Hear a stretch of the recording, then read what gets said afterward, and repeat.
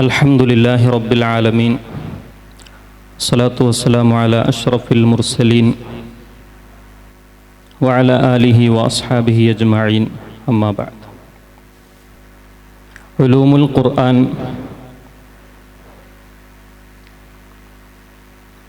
പല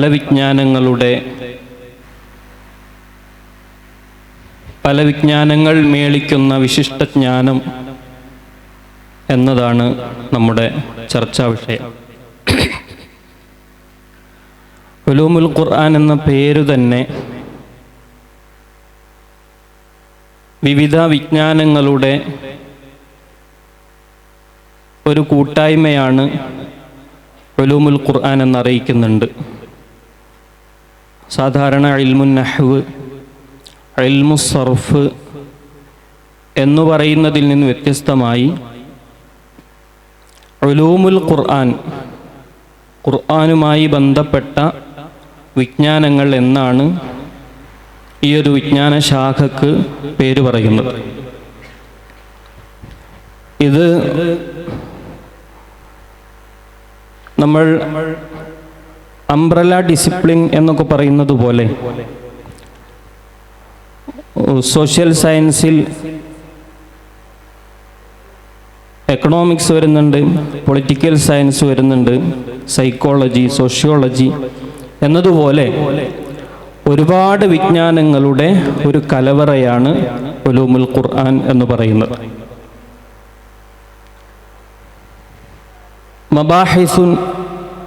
മബാഹിസു തതഅല്ലഖു ബിൽ ഖുർആനിൽ കരീം മിൻ നാഹിയത്തി നുസൂലിഹി വതർതീബിഹി വജംഇഹി وكتابته وقراءته وتفسيره وإعجازه وناسخه ومنسوخه ودفع الشبه عنه ونحو ذلك.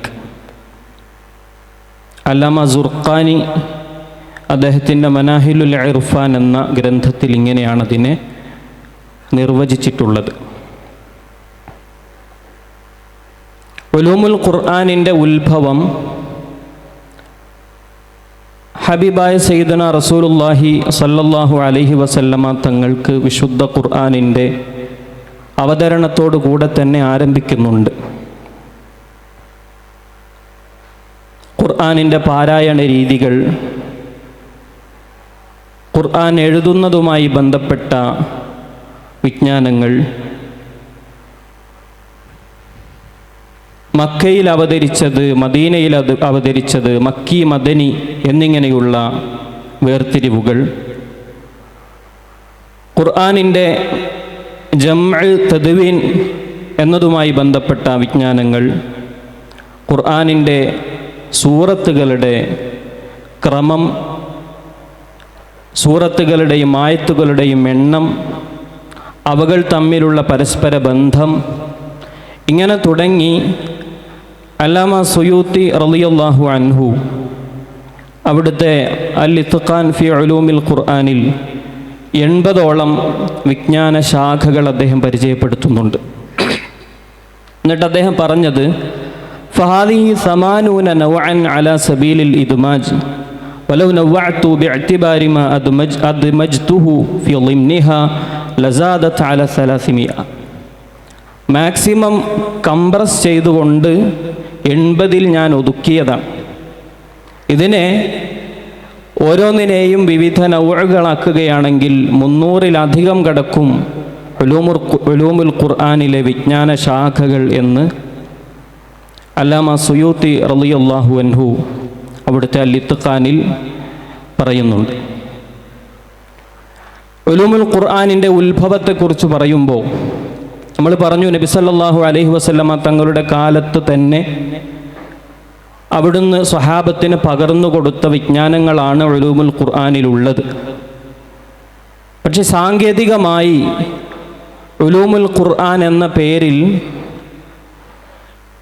ഒരു വിജ്ഞാന ശാഖ സ്വതന്ത്രമായി സമഗ്രമായി രൂപപ്പെടുന്നത് 8-ാം നൂറ്റാണ്ടിൻ്റെ തുടക്കത്തിൽ അല്ലാമ ബദറുദ്ദീനു സർക്കശി റഹിമഹുല്ലയുടെ അൽ ബുർഹാൻ ഫി ഉലൂമിൽ ഖുർആൻ എന്ന ഗ്രന്ഥത്തോടെയാണ്. അതിനുശേഷം പിന്നീട് അല്ലാമ സുയൂത്തി റഹിമഹുല്ലയുടെ അൽ ഇത്ഖാൻ എന്ന വളരെ ബൃഹത്തായ ഗ്രന്ഥവും ഈ വിഷയത്തിൽ ഇതിനെക്കുറിച്ച് ഗഹനമായി പഠിക്കാൻ കഴിയും വിധം മഹാനവറുകൾ രചന നിർവഹിച്ചിട്ടുണ്ട്. എന്നാൽ ഇതിൻ്റെ മുമ്പ് സ്വഹാബത്തിൻ്റെ കാലഘട്ടത്തിൽ, താബിഈങ്ങളുടെ കാലഘട്ടത്തിൽ, തബഉ താബിഈങ്ങളുടെ കാലഘട്ടത്തിൽ ഉലൂമുൽ ഖുർആൻ ഈ രൂപത്തിൽ സമഗ്രമായി എല്ലാ വിഷയങ്ങളെയും ഉൾക്കൊള്ളിച്ചുകൊണ്ട് സ്വതന്ത്ര ഉലൂമുൽ ഖുർആൻ എന്ന പേരിൽ ഇങ്ങനെ ഒരു വിജ്ഞാന ശാഖ രൂപപ്പെട്ടു വന്നിട്ടില്ല. പിന്നീട് ഉലൂമുൽ ഖുർആനിൻ്റെ തദ്വീൻ തുടങ്ങുന്നത് 1-ാം നൂറ്റാണ്ടിൻ്റെ അവസാനത്തിലാണ്. ആദ്യമായി ഇൽമു തഫ്സീർ ബഹുമാനപ്പെട്ട മുജാഹിദ് ഇബ്നു ജബർ റളിയല്ലാഹു അൻഹുവിനെ പോലെയുള്ള മഹാരഥന്മാർ, മുഖാത്തിൽ ഇബ്നു സുലൈമാൻ റളിയല്ലാഹു അൻഹു, സുഫിയാനു സൗരി റളിയല്ലാഹു അൻഹു, യഹ്യ ഇബ്നു സല്ലാം റളിയല്ലാഹു അൻഹു, ഇങ്ങനെ തുടങ്ങിയ മഹാരഥന്മാർ തഫ്സീറിൽ രചന നിർവഹിക്കുന്നുണ്ട്. ആദ്യകാല തഫ്സീറുകളിലൊക്കെ ഉലൂമുൽ ഖുർആൻ അതിൻ്റെ വ്യത്യസ്ത വിജ്ഞാന ശാഖകളെക്കുറിച്ച് തഫ്സീർ ഗ്രന്ഥങ്ങളിൽ പലയിടങ്ങളിലായി നാസിഖ് മൻസൂഖിനെ കുറിച്ച്, മക്കി മദനിയെക്കുറിച്ച്, അതുപോലെ ഗരീബുൽ ഖുർആൻ, ബലാഗത്തുൽ ഖുർആൻ, ഇങ്ങനെ തുടങ്ങിയ വ്യത്യസ്ത വിഷയങ്ങളെ തഫ്സീറിൻ്റെ ഗ്രന്ഥങ്ങളിലൂടെ പലപ്പോഴും ചർച്ച ചെയ്യാറുണ്ട്. തഫ്സീറുമായി ബന്ധപ്പെട്ട സ്വതന്ത്രമായ രചനയായിട്ട് രൂപപ്പെടുന്നത് ഈ പറയപ്പെട്ട മഹാരഥന്മാരുടെ രചനകളിലൂടെയാണ്. അതുപോലെ ഇൽമുൽ മക്കി വൽ മദനി, ഈ വിഷയത്തിൽ ഒറ്റപ്പെട്ട രചനകൾ ഇൽമുൽ മക്കി വൽ മദനി എന്ന വിഷയത്തിൽ ഇമാം ഇക്രിമ റളിയല്ലാഹു അൻഹുവിൻ്റെ രചന വരുന്നുണ്ട്. അതുപോലെ ലഹാഖ് റളിയല്ലാഹു അൻഹു, സയ്യിദുന ഹസൻ അൽ ബസരി റളിയല്ലാഹു അൻഹു, ഇബ്നു ശിഹാബ് അസ്-സുഹരി റളിയല്ലാഹു അൻഹു, ഇങ്ങനെയുള്ള മഹാരഥന്മാർ മക്കി മദനി എന്ന വിഷയത്തിൽ രചനകൾ നിർവഹിക്കുന്നുണ്ട്. മക്കയിൽ അവതരിച്ച സൂറത്തുകൾ, മദീനയിൽ അവതരിച്ച സൂറത്തുകൾ, ഹിജറയ്ക്ക് മുമ്പുള്ള സൂറത്തുകൾക്കാണ് മക്കി എന്ന പേരിൽ അറിയപ്പെടുന്നത്. അത് യാത്രയിൽ അവതരിച്ചാലും അതുപോലെ ഹിജറയ്ക്ക് ശേഷമാണ് മദനി എന്ന പേരിൽ സൂറത്തുകൾ അറിയപ്പെടുന്നത്. അത് മക്കം ഫത്ഹിൻ്റെ ശേഷമാണെങ്കിലും മദനി എന്ന പേരിൽ തന്നെയാണ് ആ സൂറത്തുകളൊക്കെ അറിയപ്പെടുന്നത്. അപ്പോൾ അയിമത്ത് മക്കിയായ സൂറത്തുകൾ ഏത്, മദനിയായ സൂറത്തുകൾ ഏത് എന്ന വിഷയത്തിൽ രചനകൾ നടത്തിയിട്ടുണ്ട്. മക്കിയായ സൂറത്തുകളും മദനിയായ സൂറത്തുകളും വേർതിരിച്ചു മനസ്സിലാക്കാനുള്ള ആയത്തുകളുടെയും സൂറത്തുകളുടെയും ഒക്കെ സവിശേഷതകളും അവർ പറഞ്ഞു തരുന്നുണ്ട്. മക്കിയായ സൂറത്തുകൾ തിരിച്ചറിയാൻ അയിമത്ത് പറഞ്ഞത് യാ അയ്യുഹന്നാസു എന്നു തുടങ്ങുന്ന എന്ന സംബോധനയുള്ള, യാ അയ്യുഹല്ലദീന ആമനു എന്ന സംബോധന ഇല്ലാത്ത സൂറത്തുകൾ മക്കിയായിരിക്കും. അതുപോലെ കല്ല എന്ന പ്രയോഗമുള്ള കല്ല എന്ന പ്രയോഗമുള്ള സൂറത്തുകൾ മക്കിയായിരിക്കും. ആദം നബി അലൈഹി സ്വലാത്തു വസ്സലാമിൻ്റെയും ഇബ്ലീസിൻ്റെയും കഥ പറയുന്ന സൂറത്തുൽ ബഖറയല്ലാത്ത സൂറത്തുകൾ മക്കിയായിരിക്കും. അതുപോലെ മുനാഫിഖീങ്ങളെക്കുറിച്ച് പറയുന്ന സൂറത്തുകൾ മദനിയായിരിക്കും. മറ്റു ശറഈയായ നിയമങ്ങൾ, ഹുദൂദ്, ഫറായിദ് പോലെയുള്ള വിഷയങ്ങൾ പ്രതിപാദിക്കുന്ന സൂറത്തുകൾ മദനിയായിരിക്കും. മുൻകാല സമുദായങ്ങളെക്കുറിച്ച് പ്രതിപാദിക്കുന്ന സൂറത്തുകൾ മക്കിയായിരിക്കും. എന്നിങ്ങനെ മക്കി മദനി എന്ന വിഷയത്തിലുള്ള രചനകൾ വരുന്നുണ്ട്. അതിൻ്റെ കൂടെ തന്നെ സഫരി, ഹളരി, സൈഫി, ഷിതാഇ ഇങ്ങനെ തുടങ്ങിയിട്ട് ആയത്തുകൾ അവതരിച്ച സന്ദർഭങ്ങളെ, സ്ഥലങ്ങളെ, സമയങ്ങളെ ആധാരപ്പെടുത്തിക്കൊണ്ട് വിശുദ്ധ ഖുർആനുമായി ബന്ധപ്പെട്ട രചനകൾ വരുന്നുണ്ട്. അതുപോലെ ഇൽമുൻ നാസിഖ് വൽ മൻസൂഖിൻ്റെ രചനകൾ വരുന്നുണ്ട്. ഇൽമുൻ നാസിഖ് വൽ മൻസൂഖിൽ ഇമാം ഖതാദ റളിയല്ലാഹു അൻഹു, ഇബ്നു ശിഹാബ് അസ്-സുഹരി റളിയല്ലാഹു അൻഹു, ഇങ്ങനെയുള്ള മഹാരഥന്മാരുടെ സ്വതന്ത്രമായ രചനകൾ വരുന്നുണ്ട്. ആ കിതാബുകളൊക്കെ ഇന്ന് മത്ബൂആണ്.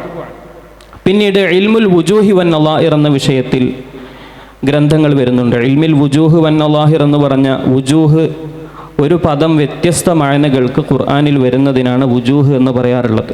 വദ്ദകറ ബഅദ ഉമ്മ ഖുർആനിൽ കാണാം. യൂസുഫ് നബി അലൈഹി സ്വലാത്തു വസ്സലാമുമായി ബന്ധപ്പെട്ട് ആ ജയിലിൽ നിന്നുള്ള ഒരു സംഭവം പറയുന്നുണ്ടല്ലോ. ജയിൽ മോചിതനായ ഒരാളോട് യൂസുഫ് നബി അലൈഹി സ്വലാത്തു വസ്സലാമുമായി ബന്ധപ്പെട്ട വിഷയം രാജാവിനെ ഉണർത്താൻ വേണ്ടി പറയുന്നുണ്ട്. അദ്ദേഹം പിന്നെ അത് മറന്നു പോകുന്നുണ്ട്. ആ വിഷയവുമായി ബന്ധപ്പെട്ട് വദ്ദകറ ബഅദ ഉമ്മ, അവിടെ ഉമ്മത്ത് എന്ന പ്രയോഗമുണ്ട്. കാനന്നാസു ഉമ്മത്തൻ വാഹിദ, ഇവിടെ ഉമ്മത്ത് എന്ന പ്രയോഗമുണ്ട്. ഇന്ന ഇബ്രാഹിമ കാന ഉമ്മതൻ. ഈ ഉമ്മത്ത് പലതും പല അർത്ഥത്തിനാണ് വന്നിട്ടുള്ളത്. വദ്ദക്കറ ബഅദ ഉമ്മ എന്ന് പറഞ്ഞാൽ കുറച്ച് കാലത്തിന് ശേഷം ഓർമ്മ വന്നു. മുദ്ദത്ത് എന്ന അർത്ഥത്തിലാണ് ഉമ്മ എന്ന പദം വന്നിട്ടുള്ളത്. കാനന്നാസു ഉമ്മത്തൻ വാഹിദ, ജനങ്ങളൊക്കെ ഒരേ മില്ലത്തായിരുന്നു എന്ന അർത്ഥത്തിലാണ് അവിടെ ഉമ്മത്ത് വന്നിട്ടുള്ളത്. ഇന്ന ഇബ്രാഹിമ കാന ഉമ്മത്തൻ, ഇബ്രാഹിം നബി അലൈഹിസ്സലാത്തു വസ്സലാം പിന്തുടരപ്പെടാവുന്ന ഒരു ഖുദുവത്തായിരുന്നു, ഇമാമായിരുന്നു എന്ന അർത്ഥത്തിലാണ് ഇവിടെ ഉമ്മത്ത് വന്നിട്ടുള്ളത്. അപ്പോൾ ഒരു പദം വ്യത്യസ്ത മായനകൾക്ക് ഇവിടെ വരുന്നുണ്ട്. ഇതിനാണ് വുജൂഹ് എന്ന് പറയുന്നത്. എന്നാൽ ഒരു പദം അതേ മായനക്ക് ലഫ്ലിലും മായനയിലും നുത്ഖൻ വ മഅനൻ മുത്തഹിദായ അൽഫാദുകളെയാണ് നളായിർ എന്ന് പറയുന്നത്. ഈ വിഷയത്തിലും രചനകൾ വരുന്നുണ്ട്. 1-ാം നൂറ്റാണ്ടിൻ്റെ അവസാന കാലഘട്ടങ്ങളിൽ യഹ്യബ്നു മുഖാത്തിലുബ്നു സുലൈമാൻ റളിയല്ലാഹു അൻഹു, യഹ്യബ്നു സല്ലാം റളിയല്ലാഹു അൻഹു ഇവരുടെ രചനകൾ ഇൽമുൽ വുജൂഹി വൻ നളായിറിൽ വരുന്നുണ്ട്. രണ്ടാമത്തെ ഉലൂമുൽ ഖുർആനുമായി ബന്ധപ്പെട്ട അതിൻ്റെ രണ്ടാമത്തെ ഒരു സ്റ്റേജ് എന്ന് പറയുന്നത് ഒറ്റപ്പെട്ട ഭാഗികമായ രചനകൾ വരുന്നുണ്ട്. നമ്മൾ പറഞ്ഞത് ആദ്യം ഒരു മർഹല ഷഫഹി, ഒരു ഓറലായിട്ടുള്ള വിജ്ഞാനങ്ങളുടെ കൈമാറ്റമായിരുന്നു ആദ്യ കാലഘട്ടത്തിൽ ഉണ്ടായിരുന്നത്. പിന്നെ തദ്വീനിലേക്ക് വന്നപ്പോൾ ആദ്യം ഓരോ വിഷയങ്ങളിൽ ഒറ്റപ്പെട്ട രചനകൾ വരാൻ തുടങ്ങി. പിന്നെ ഉലൂമുൽ ഖുർആനിൻ്റെ പേരിൽ ഭാഗികമായി എന്ന് വെച്ചാൽ ഉലൂമുൽ ഖുർആനിലെ എല്ലാ വിഷയങ്ങളെയും ഉൾക്കൊള്ളിക്കാതെ അതിലെ ചില വിഷയങ്ങളെ ഉൾക്കൊള്ളിച്ചുകൊണ്ടുള്ള രചനകൾ പിന്നീട് വരുന്നുണ്ട്. അത് 3-ാം നൂറ്റാണ്ടിൻ്റെ തുടക്കത്തിലാണ് അങ്ങനെ വരുന്നത്. അല്ലാമ അബൂ ഉബൈദ് അൽ ഖാസിം ഇബ്നു സല്ലാം റഹിമഹുല്ലയുടെ ഫളായിലുൽ ഖുർആൻ വ മആലിമുഹു വ ആദാബുഹു എന്ന ഗ്രന്ഥമാണ് ആ വിഷയത്തിൽ ആദ്യം രചിക്കപ്പെടുന്നത്. അതിൽ ഉലൂമുൽ ഖുർആനിൻ്റെ വ്യത്യസ്ത വിഷയങ്ങളെ ചർച്ച ചെയ്യുന്നുണ്ടെങ്കിലും സമഗ്രമാണ് എന്ന് അതിനെക്കുറിച്ച് പറയാൻ കഴിയില്ല. കാരണം എല്ലാ ഉലൂമുൽ ഖുർആനിൻ്റെ വിഷയങ്ങളും അതിൽ ചർച്ച ചെയ്യപ്പെടുന്നില്ല. അതുപോലെ ഫഹ്മുൽ ഖുർആൻ എന്ന പേരിൽ ഹാരിസുൽ മുഹാസിബി റഹിമഹുല്ലയുടെ രചന വരുന്നുണ്ട്. ഫുനൂനുൽ അഫ്നാൻ ഫി ഉയൂനി ഉലൂമിൽ ഖുർആൻ എന്ന വിഷയത്തിൽ ഇമാം ഇബ്നുൽ ജൗസി റഹിമഹുല്ലയുടെ രചന വരുന്നുണ്ട്. ജമാലുൽ ഖുറ വ കമാലുൽ ഇഖ്റ എന്ന പേരിൽ അല്ലാമ അലമുദ്ദീൻ അസ്സഖാവി റഹിമഹുല്ലയുടെ രചന. അൽ മുർഷിദുൽ വജീസ് ഇല ഉലൂമിൻ തതഅല്ലഖു ബിൽ കിതാബിൽ അസീസ് എന്ന പേരിൽ അല്ലാമ അബൂ ഷാമ അൽ മഖ്ദിസി റളിയല്ലാഹു അൻഹുവിൻ്റെയും രചന വരുന്നുണ്ട്. പിന്നെ 8-ാം നൂറ്റാണ്ടിൻ്റെ തുടക്കത്തിലാണ് ഉലൂമുൽ ഖുർആനിൻ്റെ എല്ലാ വിഷയങ്ങളെയും ഉൾക്കൊള്ളിച്ചുകൊണ്ട് അല്ലാമ ബദറുദ്ദീൻ സർക്കശി റളിയല്ലാഹു അൻഹുവിൻ്റെ അൽ ബുർഹാൻ ഫി ഉലൂമിൽ ഖുർആൻ എന്ന രചന വരുന്നത്. അതിൻ്റെ ശേഷമാണ് ഉലൂമുൽ ഖുർആൻ എന്ന ഒരു സാങ്കേതിക രൂപത്തിൽ ഈ ഖുർആനുമായി ബന്ധപ്പെട്ട വ്യത്യസ്ത തലങ്ങളെ സ്പർശിക്കുന്ന വിജ്ഞാനങ്ങളുടെ ഒരു കൂട്ടായ അതിൻ്റെ ഒരു സങ്കലന രൂപത്തിന് ഉലൂമുൽ ഖുർആൻ എന്ന പേര് പ്രയോഗിച്ചു തുടങ്ങുന്നത്. ബിസ്മില്ലാഹിർ റഹ്മാനിർ റഹീം. അൽഹംദുലില്ലാഹി റബ്ബിൽ ആലമീൻ വസ്സലാത്തു വസ്സലാമു അലാ സയ്യിദിനാ മുഹമ്മദ് വഅലാ ആലിഹി വസ്വഹ്ബിഹി അജ്മഈൻ. അമ്മാ ബഅദു ഫനഷ്ഹദു അല്ലാ ഇലാഹ ഇല്ലല്ലാഹ് വനഷ്ഹദു അന്ന മുഹമ്മദുർ റസൂലുള്ളാഹ്. അല്ലാഹു സുബ്ഹാനഹു വ തആലയുടെ ഖദീമായ കലാമാണ് വിശുദ്ധ ഖുർആൻ. അതിന് സമാനമായി ഒരു കലാമ് ഈ ലോകത്ത് ഇല്ല. അതുകൊണ്ട് തന്നെ ഏറ്റവും അധികം പഠിക്കാനുള്ളതും പഠിച്ചാൽ അവസാനിക്കാത്തതുമായ ഒരു വിഷയമാണ് വിശുദ്ധ ഖുർആൻ. ഉലൂമുൽ ഖുർആൻ, വിശുദ്ധ ഖുർആനുമായി ബന്ധപ്പെട്ട വ്യത്യസ്ത വിജ്ഞാന ശാഖകളെക്കുറിച്ചുള്ള ഒരാമുഖം, ഒരു സൂചന ഇവിടെ അവതരിപ്പിക്കുകയുണ്ടായി. വിശുദ്ധ ഖുർആനെക്കുറിച്ച് ആദ്യം ഒരു 2 വാക്ക് പറയുമ്പോൾ, വിശുദ്ധ ഖുർആനിൽ അല്ലാഹു തആല പറഞ്ഞു, മാ ഫറത്നാ ഫിൽ കിതാബി മിൻ ഷൈഅ. വിശുദ്ധ ഖുർആനിൽ ഒന്നും നമ്മൾ വിട്ടുപോയിട്ടില്ല. അവിടെ ഇമാം ഷാഫിഈ റളിയല്ലാഹു അൻഹു പറയുന്ന ഒരു വാചകം ശ്രദ്ധേയമാണ്. ജമീഉ മാ തഖൂലുഹുൽ അഇമ്മത്തു ശർഹുൽ ലിസ്സുന്ന. ജമീഉ മാ തഖൂലുഹുൽ ഉമ്മത്തു ശർഹുൽ ലിസ്സുന്ന. ഈ ഉമ്മത്തിലെ പണ്ഡിതന്മാർ പറയുന്നതെല്ലാം നബി സല്ലല്ലാഹു അലൈഹി വസല്ലമ തങ്ങളുടെ ഹദീസിൻ്റെ വിശദീകരണങ്ങളാണ്. വ ജമീഉ സുന്നത്തി ശർഹുൽ ലിൽ ഖുർആൻ. നബി സല്ലല്ലാഹു അലൈഹി വസല്ലമ തങ്ങളുടെ ഹദീസുകൾ മുഴുവൻ വിശുദ്ധ ഖുർആനിൻ്റെ വ്യാഖ്യാനങ്ങളാണ്. അപ്പം വിശുദ്ധ ഖുർആനുമായി ബന്ധപ്പെട്ട പഠനം നടത്തുമ്പോൾ അതിൻ്റെ ഭാഗം തന്നെയാണ് നബി സല്ലല്ലാഹു അലൈഹി വസല്ലം തങ്ങളുടെ ഹദീസ്. എപ്പോഴും കേൾക്കുന്ന ഹദീസാണ്.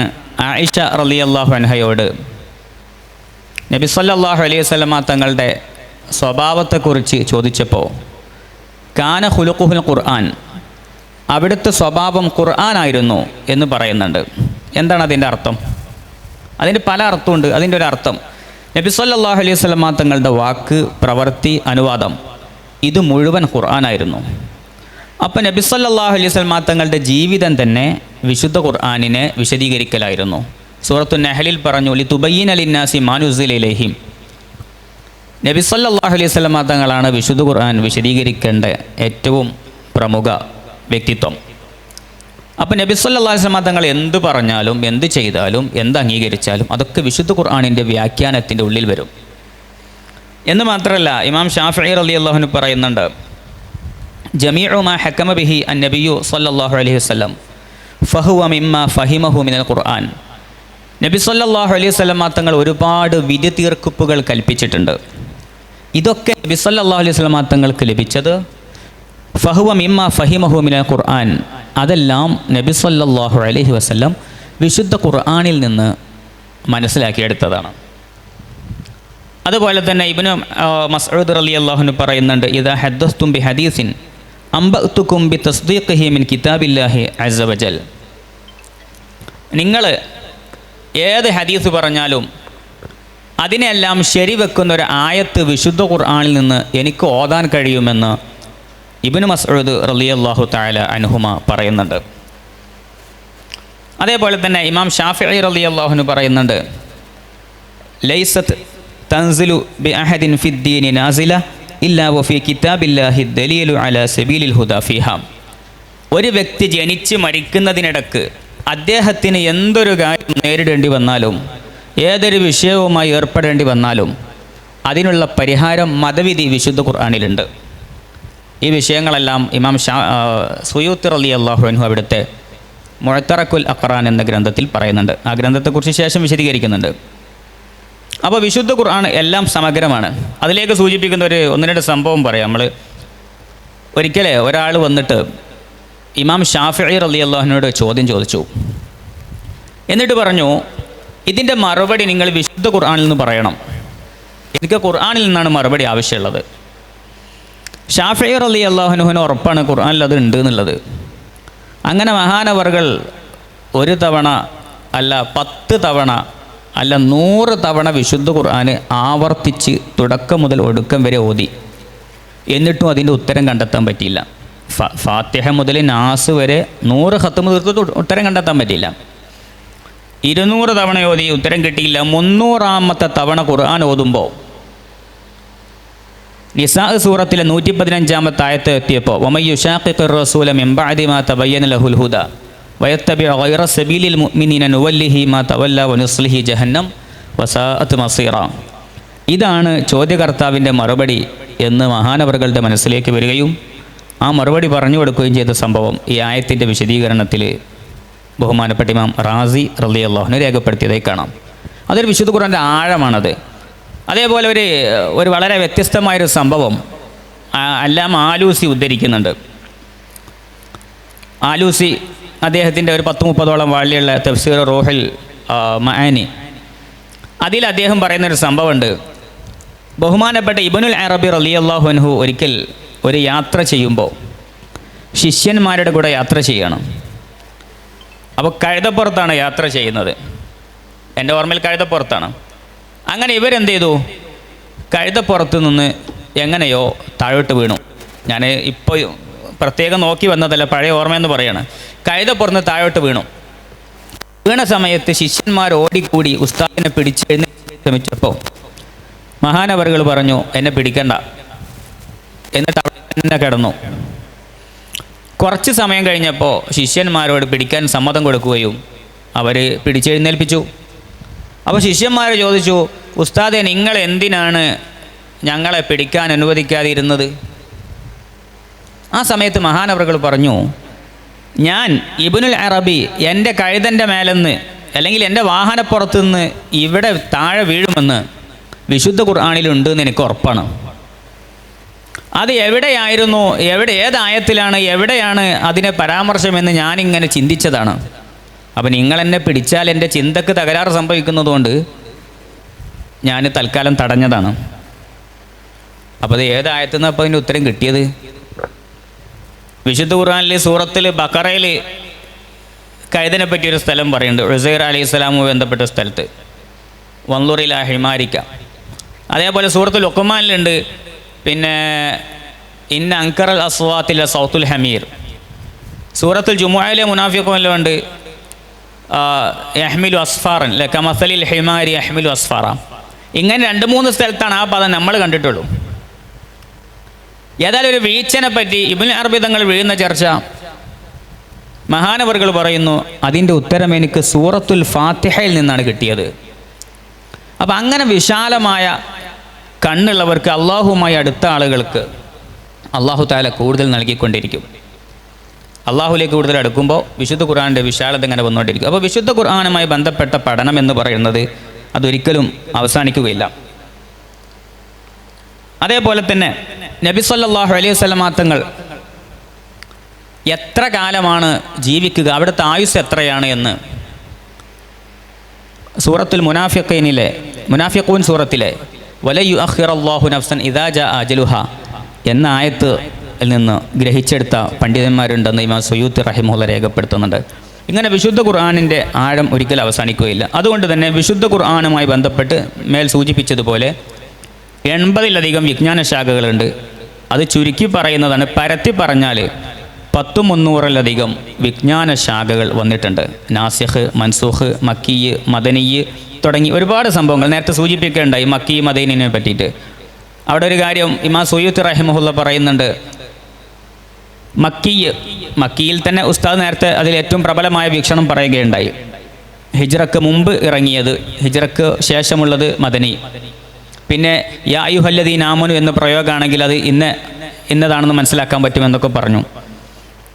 അവിടെ ഒരു വിഷയം ഇമാം സുയൂത്തി റഹിമഹുല്ലാഹ് പറയുന്നുണ്ട്. മക്കി മദനി എന്നത് നബി സല്ലല്ലാഹു അലൈഹി വസല്ലമ തങ്ങൾ പ്രത്യേകം ഇത് മക്കിയാണ് ഇത് മദനിയാണ് എന്ന് നബി സല്ലല്ലാഹു അലൈഹി വസല്ലമ തങ്ങളെ തൊട്ട് ഉദ്ധരിച്ചതായിട്ട് എവിടെയും കാണുന്നില്ല. മറിച്ച് അത് സ്വഹാബത്തും താബഈങ്ങളും മനഃപ്പാടമാക്കി വെച്ചതാണ്. അത് അവർക്ക് നിർബന്ധമാണ്.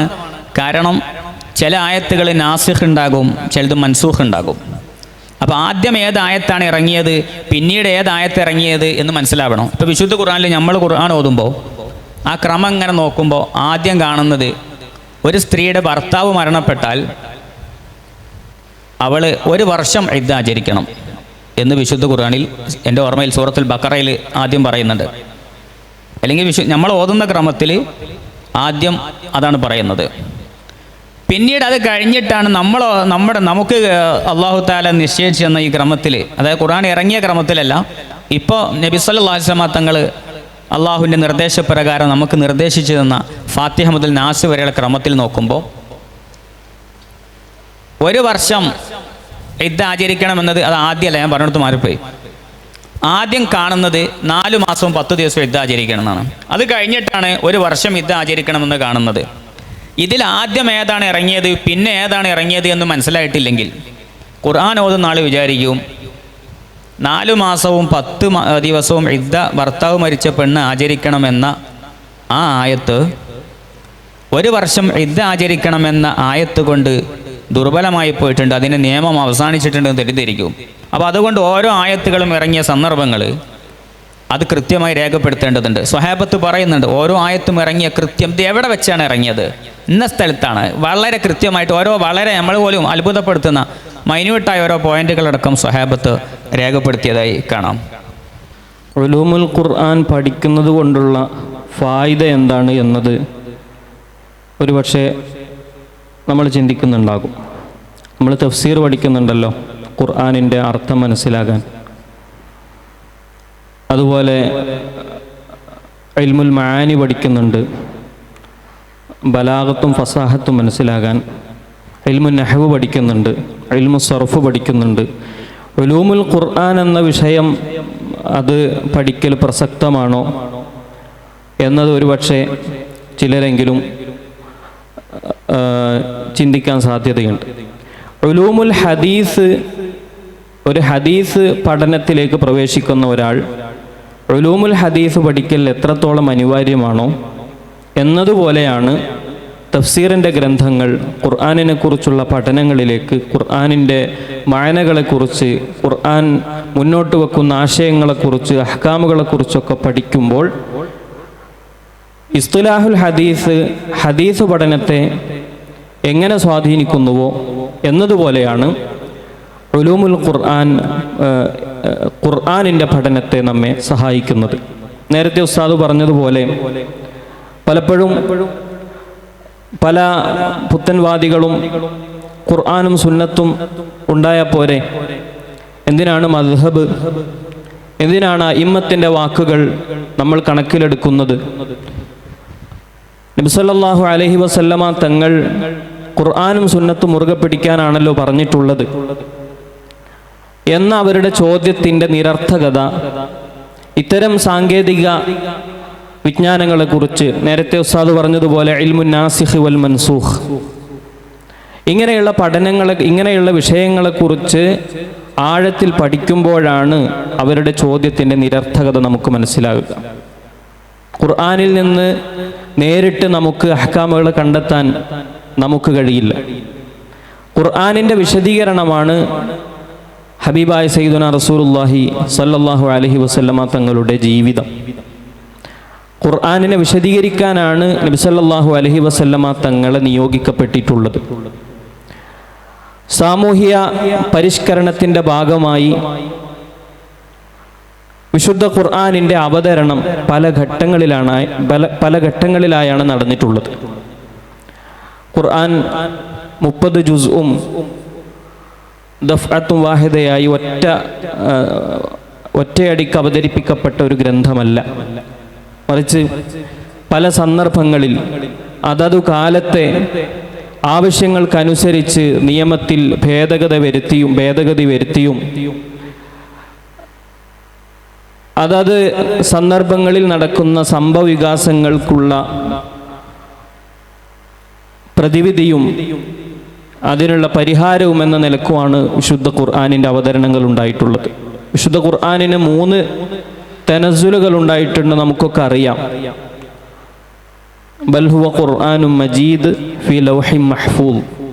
ഒന്നാമതായി ലൗഹുൽ മഹ്ഫൂദിലേക്കാണ് വിശുദ്ധ ഖുർആനിൻ്റെ ഒരു നുസൂല് നടക്കുന്നത്.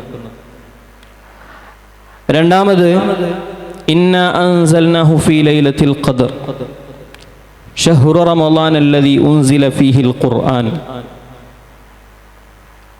വിശുദ്ധമായ ലൈലത്തുൽ ഖദ്റിൻ്റെ രാവിലാണ് ഖുർആൻ അവതരിപ്പിക്കപ്പെട്ടിട്ടുള്ളത് എന്ന് നമ്മളൊക്കെ ഓതാറുള്ളതാണ്. വിശുദ്ധ ഖുർആൻ 23 വർഷങ്ങളിലായാണല്ലോ അവതരിക്കപ്പെട്ടിട്ടുള്ളത്. പിന്നെ എങ്ങനെയാണ് അത് റമളാനിൽ നിന്ന് മാത്രം പറയുന്നത്? അതിൻ്റെ വിശദീകരണം മുഫസ്സിരിങ്ങൾ പറയുന്നു, ലൗഹുൽ മഹ്ഫൂദിൽ നിന്ന് 1-ാം ആകാശത്തിലെ ബൈത്തുൽ ഇസ്സയിലേക്ക് ഖുർആൻ അവതരിച്ചതാണ് വിശുദ്ധമായ റമളാൻ മാസത്തിൽ. പിന്നീട് വിശുദ്ധ ഖുർആനിൻ്റെ അവതരണം നടക്കുന്നത് ഓരോ സന്ദർഭത്തിനനുസരിച്ച് ഹബീബായ നബി സല്ലല്ലാഹു അലൈഹി വസല്ലമ തങ്ങളുടെ അടുത്തേക്ക് ജിബ്രീൽ അലൈഹിസ്സലാത്തു വസ്സലാം വന്നുകൊണ്ട് വഹയിലൂടെയാണ് വിശുദ്ധ ഖുർആനിൻ്റെ അവതരണം നടക്കുന്നത്. അപ്പോൾ ആ വിശുദ്ധ ഖുർആൻ ഇങ്ങനെ പല സന്ദർഭങ്ങളിൽ അവതരിച്ചതുകൊണ്ട് ആ സന്ദർഭങ്ങളെക്കുറിച്ചുള്ള അതിൻ്റെ പശ്ചാത്തലങ്ങളെക്കുറിച്ചുള്ള അറിവ് വളരെ പ്രസക്തമാണ്. അവിടെയാണ് അസ്ബാബുൻ നുസൂൽ എന്ന ഇൽമുൽ ഖുർആനിലെ വിജ്ഞാനശാഖ പ്രസക്തമാകുന്നത്. ഈ അസ്ബാബുൻ നുസൂൽ അറിയുമ്പോഴാണ് ആ ആയത്തിൽ നിന്ന് ആശയങ്ങളെ, അഹ്കാമുകളെ ഗ്രഹിച്ചെടുക്കാൻ കഴിയുന്ന ഇമ്മത്തിന് യഥാർത്ഥമായ ഖുർആനിൻ്റെ ആശയം മനസ്സിലാക്കാൻ സാധിക്കുകയുള്ളൂ. ഐനമാ തുവല്ലു ഫസമ്മ വജ്ഹുല്ലാഹ് ശുദ്ധ ഖുർആനിൽ നമ്മൾ ഓതുന്നതാണ്. എന്താണ് അതിൻ്റെ അർത്ഥം? എങ്ങോട്ട് തിരിഞ്ഞാലും ഒക്കെ അള്ളാഹുവിൻ്റെ വജ്ഹാണ്. അപ്പോൾ ഫർള് നിസ്കാരാണെങ്കിലും ഖിബിലയിലേക്ക് തിരിയൽ ഷർത്തില്ല എന്ന് ഖുർആനെന്നും സുന്നത്തും അഹ്കാമ് മനസ്സിലാക്കാലോ, എന്തിനാണ് അയിമ്മത്തിനെ പിന്തുടരുന്നത് എന്ന് ചോദിക്കുന്ന വിവരദോഷികൾ മനസ്സിലാക്കി പോകും. അവിടെ അതിൻ്റെ അസ്ബാബുൻ നുസൂല്, അതിൻ്റെ സബബുൻ നുസൂല് അയിമത്ത് പരിചയപ്പെടുത്തുന്നുണ്ട്. അത് സുന്നത്ത് നിസ്കാരങ്ങളെക്കുറിച്ച്, യാത്രയിലുള്ള സുന്നത്ത് നിസ്കാരങ്ങളെക്കുറിച്ചാണ് ആ ആയത്തിൻ്റെ അവതരണമുള്ളത്. ഇങ്ങനെ ഓരോ ആയത്തുകളും അവതരിക്കാനുള്ള പശ്ചാത്തലങ്ങളെ, അതിന് കാരണമായ സംഭവങ്ങളെ, അതിനെ മാത്രം പ്രതിപാദിച്ചുകൊണ്ട് ഒരുപാട് രചനകൾ, ഇമാം വാഹിദിയുടെ അസ്ബാബുൻ നുസൂൽ പോലെയുള്ള രചനകൾ ആ വിഷയത്തിൽ രചിക്കപ്പെട്ടിട്ടുണ്ട്. ഉലൂമുൽ ഖുർആനുമായി ബന്ധപ്പെട്ട മറ്റൊരു ചർച്ചയാണ് ഇഅ്ജാസുൽ ഖുർആൻ. വിശുദ്ധ ഖുർആനിൻ്റെ ഇഅ്ജാസ്. ഇഅ്ജാസ് എന്ന് പറയുന്നത് ഇതുപോലുള്ളൊരു ഗ്രന്ഥം മറ്റൊരാൾക്ക് കൊണ്ടുവരാൻ സാധിക്കില്ല എന്നതാണ്. അപ്പോൾ സാധാരണ മതവിരോധികൾ, യുക്തിവാദികളൊക്കെ ചോദിക്കാറുണ്ട്, ദൈവം സർവശക്തനാണല്ലോ, അവനൊരു ഗ്രന്ഥം കൊണ്ടുവന്നിട്ട് ഇതുപോലുള്ളൊരു ഗ്രന്ഥം നിങ്ങൾ കൊണ്ടുവരണമെന്ന് മനുഷ്യന്മാരോട് വെല്ലുവിളിക്കുമ്പോൾ അതൊരു മോശമല്ലേ എന്നവർ ചോദിക്കാറുണ്ട്. എന്നിട്ട് പറയാറുണ്ട്, ഒരു സ്കൂളിലെ ഹെഡ് മാസ്റ്റർ അവിടെയുള്ള LKG ഒരു കുട്ടിയുമായി ഇനിയും മത്സരത്തിനുണ്ടോ, ഞാൻ ഒരു കവിത ഉണ്ടാക്കിയിട്ട് ഇതേപോലെ കവിത നിനക്ക് ഉണ്ടാക്കാൻ പറ്റുമോ എന്ന് ചോദിക്കുന്നത് മോശമല്ലേ എന്ന് ചോദിക്കാറുണ്ട്. അതങ്ങനെയല്ല. നബി സല്ലല്ലാഹു അലൈഹി വസല്ലം തങ്ങൾ പറയുകയാണ്, ഞാൻ ഈ കൊണ്ടുവന്ന ഖുർആൻ എൻ്റെ സ്വന്തം വകയല്ല, അള്ളാഹുവിൻ്റെ കലാമാണ്. ആ സമയത്ത് പറയാണ്, അല്ല ഇത് നിങ്ങൾ ഉണ്ടാക്കിയതാണ്, വ്യാജമായി ഉണ്ടാക്കിയതാണ് എന്ന് നബി സല്ലല്ലാഹു അലൈഹി വസല്ലം തങ്ങളുടെ മേൽ ആരോപണം പറയുമ്പോൾ, അല്ല ഞാനുണ്ടാക്കിയതാണെങ്കിൽ എന്നെപ്പോലത്തെ മനുഷ്യന്മാരാണല്ലോ നിങ്ങളും, എന്നാൽ നിങ്ങളുണ്ടാക്കൂ. ഏതുപോലെ?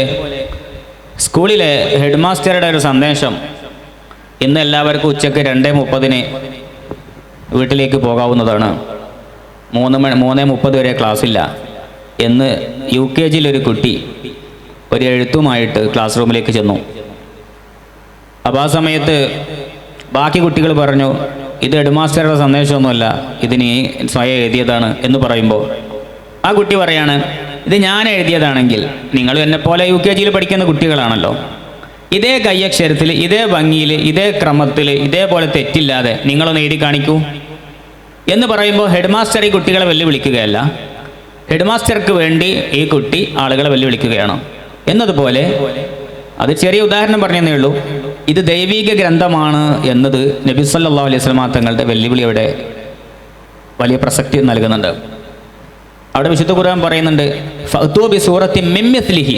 അതിന് പല വിശദീകരണമുണ്ട്. മുഖ്തസറുൽ മആനിയിലൊക്കെ പറഞ്ഞൊരു വിശദീകരണം, നബി സല്ലല്ലാഹു അലൈഹി വസല്ലം തങ്ങളെ പോലുള്ള ഒരാൾ കൊണ്ടുവരട്ടെ, അഥവാ എഴുത്തും വായനയും പഠിക്കാത്ത ഒരാൾ ഇതേപോലുള്ള ഒരു ഗ്രന്ഥം കൊണ്ടുവരട്ടെ. മിൻ മിസ്ലിഹി എന്ന് പറഞ്ഞാൽ നബി സല്ലല്ലാഹു അലൈഹി വസല്ലം തങ്ങളെ പോലുള്ള ഒരാൾ കൊണ്ടുവരട്ടെ എന്നൊരർത്ഥം അതിനുണ്ട്.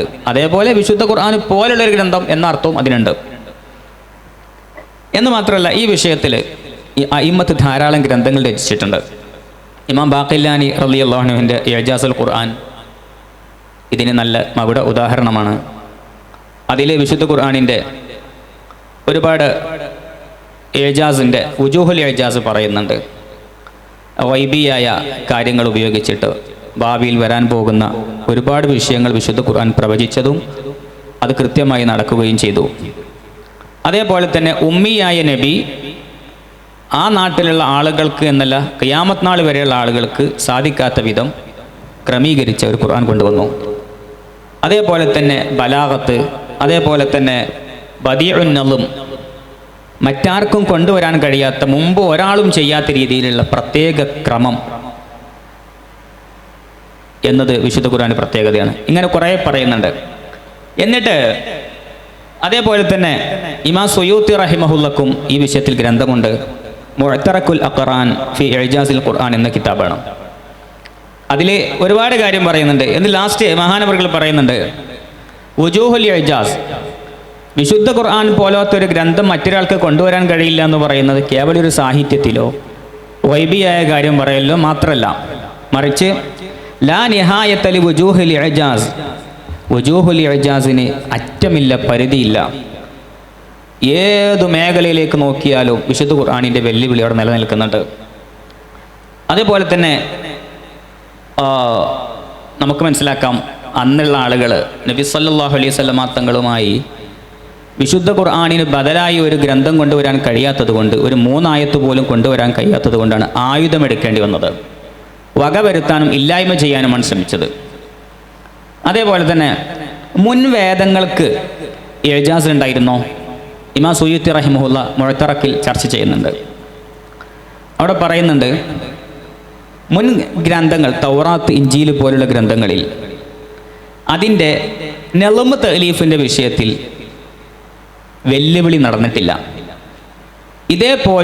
ഇതേ നെളുമിൽ, ഇതേപോലെ ഉള്ള ഒരു ക്രമീകരണത്തിൽ, ഇതേപോലെ കൂട്ടിച്ചേർക്കലിൽ നെളുമ് തഅലീഫിൽ വെല്ലുവിളി നടക്കാത്തത് കൊണ്ട് തന്നെ നെളുമ് തഅലീഫിൻ്റെ വിഷയത്തിൽ അവിടെ ഒരു ഏജാസ്, ജനങ്ങളെ നിങ്ങൾക്കാർക്കും കഴിയില്ല എന്ന് വെല്ലുവിളി ഉണ്ടായിട്ടില്ലെന്നും, നേരെ മറിച്ച് ഗൈബിയായ കാര്യങ്ങൾ പറയുക, അതേപോലെ തന്നെ മറ്റാർക്കും പറയാൻ കഴിയാത്ത ഒരുപാട് ഉലൂമുകൾ, വിജ്ഞാനങ്ങൾ, സംഗതികൾ, അങ്ങനെ ഒരുപാട് വിഷയങ്ങളിൽ ഏജാസ് ഉണ്ട്. ആ നിലക്ക് വെല്ലുവിളിയും ഉണ്ടാകും.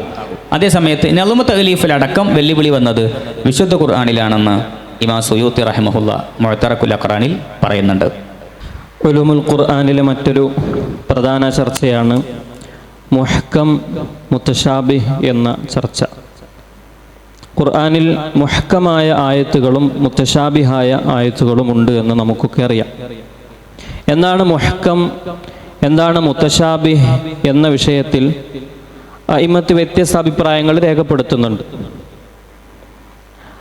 അതിൽ മുഹ്കം എന്ന് പറഞ്ഞാൽ മാ ഉരിഫൽ മുറാദു മിൻഹു ഇമ്മാ ബിൽളുഹൂരി വ ഇമ്മാ ബിത്തഅ്വീലി വൽ മുത്തശാബിഹു മസ്തഅസറല്ലാഹു ബിഇൽമിഹി. മുഹ്കം എന്ന് പറഞ്ഞാൽ വളരെ ലാഹിറായി ഖുർആൻ പറഞ്ഞ വിഷയങ്ങൾ, അല്ലെങ്കിൽ തഅ്വീലിലൂടെ അതിൻ്റെ ആശയത്തെ ഗ്രഹിക്കാൻ പറ്റുന്ന വിഷയങ്ങൾ, ഇത് മുഹ്കമാണ്. എന്നാൽ അള്ളാഹു ഇസ്തിസാർ ചെയ്ത ഇൽമു കൊണ്ട് അവൻ ഇസ്തിസാർ ചെയ്ത വിഷയങ്ങൾ, അവന് മാത്രം അറിയുന്ന ഗൈബിയായ കാര്യങ്ങൾ, ഖിയാമത്ത് നാൾ പോലെ, ഖുറൂജു ദജ്ജാൽ പോലെ, ഇത്തരം വിഷയങ്ങളൊക്കെ മുത്തശാബിഹാണ്. അതുപോലെ ഖുർആനിലുള്ള അൽ ഹുറൂഫുൽ മുഖത്തഅ, ഇവകൾ മുത്തശാബിഹാണ് എന്ന് അഭിപ്രായം വന്നിട്ടുണ്ട്. മറ്റൊന്ന് മഅഖൂലുൽ മഅനയായിട്ടുള്ളവ മുഹ്കമും, മഅഖൂലുൽ മഅനയല്ലാത്തത്, നമുക്ക് ഗ്രഹിക്കാൻ കഴിയാത്തത് മുത്തശാബിഹാണ് എന്നിങ്ങനെ ആ വിഷയത്തിൽ വ്യത്യസ്തങ്ങളായ അഭിപ്രായങ്ങൾ വന്നിട്ടുണ്ട്. നമുക്കറിയാം, വിശുദ്ധ ഖുർആനിൽ പല മുത്തശാബിഹായ ആയത്തുകളുമുണ്ട്. ആ ആയത്തുകളെ എങ്ങനെയാണ് നാം സമീപിക്കേണ്ടത് എന്ന വിഷയത്തിൽ ജംഉൽ ജവാമിഇലൊക്കെ നമ്മൾ ആ വിഷയം വളരെ ഗഹനമായി പഠിച്ചിട്ടുണ്ട്.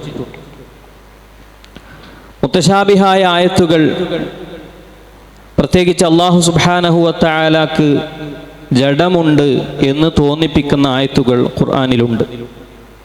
യദുല്ലാഹി ഫൗഖ ഐദീഹിം, ഇവിടെ അള്ളാഹുവിൻ്റെ കരങ്ങൾ നിങ്ങളുടെ കരങ്ങൾക്ക് മീതെയാണ് എന്നൊരിക്കലും അർത്ഥം വെക്കാൻ കഴിയില്ല. കാരണം അള്ളാഹു ജഡമുള്ളവനല്ല. അർ റഹ്മാനു അലൽ അർശി ഇസ്തവ, അള്ളാഹു അർശിൽ ഇരുന്നു എന്ന് പറയാൻ പറ്റില്ല. കാരണം ഇരിക്കലും നിൽക്കലും നടക്കലും ഒക്കെ ജഡമുള്ളവർക്ക്, ശരീരമുള്ളവർക്ക് പറഞ്ഞിട്ടുള്ള ഒരു വിശേഷണമാണ്. അതുപോലെ വലിതുസ്നഅ അലാ ഐനി, എൻ്റെ ഐന് എന്ന പ്രയോഗം വന്നിട്ടുണ്ട്. ഇത്തരം ആയത്തുകളെ നമ്മൾ എങ്ങനെയാണ് സമീപിക്കേണ്ടത്? ഇത്തരം ആയത്തുകളെ സമീപിക്കുന്ന രീതിയിൽ അഹ്ലുസുന്നത്തി വൽ ജമാഅത്തിൽ നമ്മുടെ അയിമ്മത്തിന് 2 സരണിയാണുള്ളത്. ഒന്ന് മുത്തഖദ്ദിമീങ്ങളായ നമ്മുടെ അയിമ്മത്ത്. മുത്തഖദ്ദിമീങ്ങളായ അയിമ്മത്ത് ഇത്തരം ആയത്തുകൾ വരുന്നിടത്ത് അല്ലാഹു അഅലമു ബി മുറാദിഹി ബിദാലിക്, തഫ്സീറുൽ ജലാലൈനിയിൽ നമ്മൾ ഒരുപാട് കണ്ടിട്ടുണ്ട്. മുഖത്തായ ഹുറൂഫുകളൊക്കെ വിശദീകരിക്കുന്നിടത്ത് അങ്ങനെയാണ് പറഞ്ഞിട്ടുള്ളത്. ഇങ്ങനെ ഈ ആയത്തിൻ്റെ അർത്ഥം എന്താണ് എന്നത് നമുക്കറിയില്ല എന്ന് പറഞ്ഞ് അതിനെ അള്ളാഹുവിലേക്ക് തഫ്വീദ് ചെയ്യുന്ന രീതിയാണ് സലഫിനുണ്ടായിരുന്നത്. അതേസമയം പിന്നീട് പിൽക്കാലത്ത് ഇത്തരം ആയത്തുകളെ ദുർവ്യാഖ്യാനം ചെയ്യുകയും മുഅ്മിനീങ്ങളുടെ മനസ്സിൽ അള്ളാഹുവിനെക്കുറിച്ചുള്ള തെറ്റായ ചിന്തകളെ ഉണ്ടാക്കുന്ന രൂപത്തിൽ ഇത്തരം ആയത്തുകളെ വ്യാഖ്യാനിക്കപ്പെടുകയും ചെയ്തപ്പോൾ ഖലഫ് ഇത്തരം ആയത്തുകളെ സാധ്യമായ രൂപത്തിൽ നമ്മുടെ വിശ്വാസത്തിൻ്റെ പരിധിയിൽ ഒതുങ്ങി നിന്നുകൊണ്ട് ഹബീബായ നബി സല്ലല്ലാഹു അലൈഹി വസല്ലമ തങ്ങളുടെ അധ്യാപനത്തിൻ്റെ പരിധിയിൽപ്പെട്ട രൂപത്തിൽ ഇത്തരം ആയത്തുകളെ വിശദീകരിക്കുന്നുണ്ട്. അതാണ് തഅ്വീൽ എന്ന് പറയുന്നത്. ആദ്യം പറഞ്ഞ തഫ്വീൽ ചെയ്യുന്ന സലഫിനെ നമ്മൾ മുഫവ്വിളത്ത് എന്നും ഖലഫിനെ മുഅവ്വിലത്ത് എന്നും പറയാറുണ്ട്. അപ്പോൾ യദുല്ലാഹി ഫൗഖ ഐദീഹിം എന്നതിനെ അള്ളാഹുവിൻ്റെ ഖുദ്റത്ത് നിങ്ങളുടെ ഖുദ്റത്തിൻ്റെ മീതെയാണ് എന്ന രൂപത്തിൽ തഅ്വീൽ ചെയ്യും. അർ റഹ്മാനു അലൽ അർശി ഇസ്തവ എന്നതിനെ ഇസ്തൗല അലൽ അർശി, അള്ളാഹു അർശിൽ ആധിപത്യമുള്ളവനാണ് എന്ന രൂപത്തിൽ തഅ്വീൽ ചെയ്യും. ഇങ്ങനെയാണ് നമ്മുടെ അയിമ്മത്ത് ഇത്തരം ആയത്തുകളെ സമീപിച്ചിട്ടുള്ളത്. ജമുൽ ജവാമിഅയിലൊക്കെ നമ്മൾ ആ വിഷയം പഠിച്ചിട്ടുണ്ട്. മുനാസബാത്തുൽ ഖുർആൻ, വിശുദ്ധ ഖുർആനുമായി ബന്ധപ്പെട്ട വിജ്ഞാനശാഖയിൽപ്പെട്ടൊരു വിജ്ഞാനശാഖയാണത്. പലർക്കും കേട്ട് പരിചയം ഉണ്ടാകും. അതായത് വിശുദ്ധ ഖുർആനിലെ സൂറത്തുകൾക്കൊരു ക്രമം അള്ളാഹു വെച്ചിട്ടുണ്ട്. എന്തുകൊണ്ട് സൂറത്തുൽ ഫലക്കിന് ശേഷം സൂറത്തുൽ നാസ് വന്നു? എന്തുകൊണ്ട് സൂറത്തുൽ ഫലക്കിന് മുമ്പ് ഖുൽ ഹുവല്ലാഹു സൂറത്ത് കൊണ്ടുവന്നു? ഇങ്ങനെ ഓരോ സൂറത്തുകളും പരസ്പരമുള്ള നല്ല ബന്ധം അടിപൊളിയായി വിശദീകരിക്കുന്ന ധാരാളം ഗ്രന്ഥങ്ങളുണ്ട്. അതിൽ ജസ്റ്റ് 2 ഗ്രന്ഥങ്ങൾ മാത്രം ഇപ്പോൾ തൽക്കാലം പരിചയപ്പെടുത്താം. അതിൽപ്പെട്ട നമ്പർ 1 ഗ്രന്ഥമാണ് ബഹുമാനപ്പെട്ട ഇബ്രാഹിം അൽ ബിഖാഇ റളിയല്ലാഹു അൻഹുവിൻ്റെ ഹിജ്റ വർഷം 885 വഫാത്തായ ഇമാം ബിഖാഇ റഹിമഹുള്ളയുടെ നളമുദ്ദുറർ ഫി തനാസുബിൽ ആയാത്തി വസ്സുവർ എന്ന കിതാബ്. ബഹുമാനപ്പെട്ട ഇബ്നു ഹജറുൽ ഹൈതമി റഹിമഹുള്ള മറ്റൊരു ചർച്ചയ്ക്കിടയിൽ ഫതാവൽ ഹദീസിയയിൽ ഈ ഗ്രന്ഥത്തെ പരിചയപ്പെടുത്തുന്നുണ്ട്. എന്നിട്ട് പറയുന്നുണ്ട്, തങ്കലിപികളാൽ രേഖപ്പെടുത്തേണ്ട ഗ്രന്ഥമാണിത്. എന്നിട്ട് വേറെ ചില വിഷയങ്ങൾ അവിടെ ചർച്ച ചെയ്യുന്നുണ്ട്. നമുക്ക് ആവശ്യമുള്ള ഭാഗം ഇവിടെ ചർച്ചയ്ക്ക് കൊണ്ടുവന്നു മാത്രം. അത്രയും അമൂല്യമായ ഗ്രന്ഥമാണ്. എന്നിട്ട് പറയുന്നുണ്ട്, ലം യൂളഅ മിസ്ലുഹു, ഇതുപോലുള്ള ഗ്രന്ഥം രചിക്കപ്പെട്ടിട്ട് പോലുമില്ലെന്ന് ഇബ്നു ഹജർ റളിയല്ലാഹു അൻഹു പറയുന്നുണ്ട്. അത്രയും സംഭവം കിതാബാണ് നളമുദ്ദുറർ. അതിൽ ഓരോ സൂറത്തുകൾ മാത്രമല്ല, ഓരോ ആയത്തുകൾ തമ്മിലുള്ള ബന്ധം വിശദീകരിക്കുന്നുണ്ട്. ഇപ്പൊ ഖുൽ ഹുവല്ലാഹു അഹദിന് ശേഷമാണ് അല്ലാഹു സ്വമദ്. എന്താണ് ഈ 2 ആയത്ത് തമ്മിലുള്ള ബന്ധം? അല്ലാഹു സ്വമദ് കഴിഞ്ഞാൽ ലം യലിദ്, ഇതും അല്ലാഹു സ്വമദ് തമ്മിലുള്ള ബന്ധം എന്ത്? ഇങ്ങനെ ഓരോ ആയത്തുകളുടെയും ബന്ധം വിശദീകരിക്കുന്ന 10 വാള്യം അല്ലെങ്കിൽ അതിലപ്പുറം വാള്യമുള്ള ഗ്രന്ഥം മഹാനവർ രചിച്ചിട്ടുണ്ട്. സമാനമായ ഗ്രന്ഥം ബഹുമാനപ്പെട്ട ഇമാം ഹാഫിദ് സുയൂത്തിയും രചിച്ചിട്ടുണ്ട് റഹിമഹുള്ള. സുയൂത്തി ഇമാമിന് വിശുദ്ധ ഖുർആനുമായി ബന്ധപ്പെട്ട് ഏകദേശം 1 ഡസനോളം കിതാബ് ചുരുങ്ങിയത് ഉണ്ടാകുമെന്നാണ് ഞാൻ മനസ്സിലാക്കുന്നത്. മഹാനവറുകൾ ഒരു 900ഓളം ചുരുങ്ങിയത് ഗ്രന്ഥങ്ങൾ രചിച്ച ഒരു മഹാ അത്ഭുതമായിരുന്നു. അള്ളാഹു അവരുടെ ദർജ ഉയർത്തി കൊടുക്കട്ടെ, അവരെ ബറക്കത്ത് നമുക്ക് നൽകട്ടെ, ആമീൻ. മഹാനവറുകളുടെ തനാസുഖുദ്ദുറർ ഫി തനാസുബിസ് സുവർ, സൂറത്തുകൾ തമ്മിലുള്ള ബന്ധം വിശദീകരിക്കുന്ന ഗ്രന്ഥമുണ്ട്. അടിപൊളി ഗ്രന്ഥമാണ്. നമ്മളെ മക്തബത്തു ഷാമിലയിലൊക്കെ ലഭിക്കും. അതിൽ മഹാനവറുകളെ അതിന് ഒരു സാമ്പിൾ പറയാം. സൂറത്തുൽ മാഊൻ കഴിഞ്ഞതിന് ശേഷമാണ് സൂറത്തുൽ കൗസർ വന്നിട്ടുള്ളത്. ഏതാണ് മാഊൻ സൂറത്ത്? അറഅയ്തല്ലദീ യുകദ്ദിബു ബിദ്ദീൻ എന്നുള്ള സൂറത്ത്. അതിന് ശേഷമാണ് കൗസർ. ഈ 2 സൂറത്തും തമ്മിലുള്ള ബന്ധം എന്താ? മഹാനവറുകൾ അവിടെ മറ്റു മുഫസ്സിർ റാസി ഇമാം റഹിമഹുല്ലാഹി പോലുള്ളവരും പറഞ്ഞിട്ടുണ്ട്. എന്താണ് ബന്ധം? ഒന്നാമത്തെ സൂറത്തിൽ, മാഊൻ സൂറത്തിൽ മുനാഫിഖിന്റെ ലക്ഷണങ്ങളാണ് പറഞ്ഞിട്ടുള്ളത്. 1 അൽ ബുഖ്ൽ, പിശുക്ക്. അറഅയ്തല്ലദീ യുകദ്ദിബു ബിദ്ദീൻ ഫദാലിക്കല്ലദീ യദ്ഉൽ യതീം വലാ യഹുല്ലു അലാ തുആമിൽ മിസ്കീൻ, പാവങ്ങൾക്ക് ഭക്ഷണം കൊടുക്കാൻ പ്രേരിപ്പിക്കൂല, പിശുക്ക് കാണിക്കും. ചുരുക്കി പറയുകയാണെങ്കിൽ പിശുക്കനായിരിക്കും. 2ാമത്തെ ലക്ഷണം തർക്കുസ്വലാ അല്ലദീനഹും അൻ സ്വലാത്തിഹിം സാഹൂൻ, നിസ്കരിക്കാൻ ഭയങ്കര മടിയായിരിക്കും, അലസനായിരിക്കും. ആയത്തിൻ്റെ ഒരു വിശദീകരണം അങ്ങനെയാണ്. അപ്പോൾ നിസ്കാരം ഉപേക്ഷിക്കും. 3ാമത്തേത് റിയാ, അഥവാ നിസ്കരിച്ചാൽ അല്ലദീനഹും യുറാഊൻ, അവർ ലോകമാന്യത്തിന് വേണ്ടി ചെയ്യുന്ന ആളുകളാണ്. ലോകമാന്യ, റിയാ ആണ് അടുത്തത്, മുഖമുദ്ര. 4ാമത്തേത് വയംനഊനൽ മാഊൻ, പരസഹായം വിലങ്ങും, സക്കാത്തൊന്നും കൊടുക്കൂല, സാധുക്കളെ സഹായിക്കൂല. മുനാഫിഖിന്റെ 4 ലക്ഷണം പറഞ്ഞു. ഇനി അടുത്ത സൂറത്ത് നോക്കൂ, മുഅ്മിനിൻ്റെ ഇതിൻ്റെ ഓപ്പോസിറ്റുള്ള ലക്ഷണങ്ങൾ.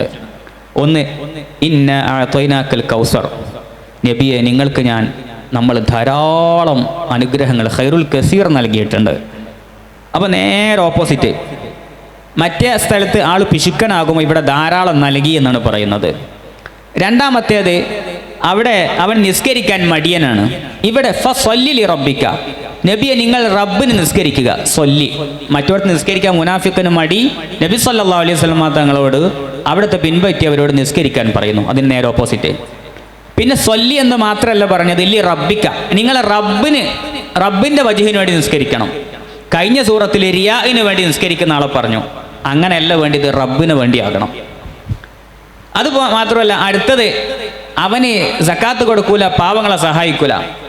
അതിന് നേരെ ഓപ്പോസിറ്റ് വൻഹർ, നബിയെ നിങ്ങൾ അറവ് നടത്തണം, മൃഗങ്ങളെ ബലി അറുത്തിട്ട് സാധുക്കൾക്ക് ഭക്ഷണം കൊടുക്കണം. കേട്ടോ, നല്ല ബന്ധം. ഇതേപോലെയുള്ള നല്ല അടിപൊളി ബന്ധങ്ങൾ വിശദീകരിക്കുന്ന ഇമാം സുയൂത്തി റഹിമഹുള്ളയുടെ കിതാബാണ് തനാസുഖുദ് ദുറർ ഫി തനാസുബി അസുവർ.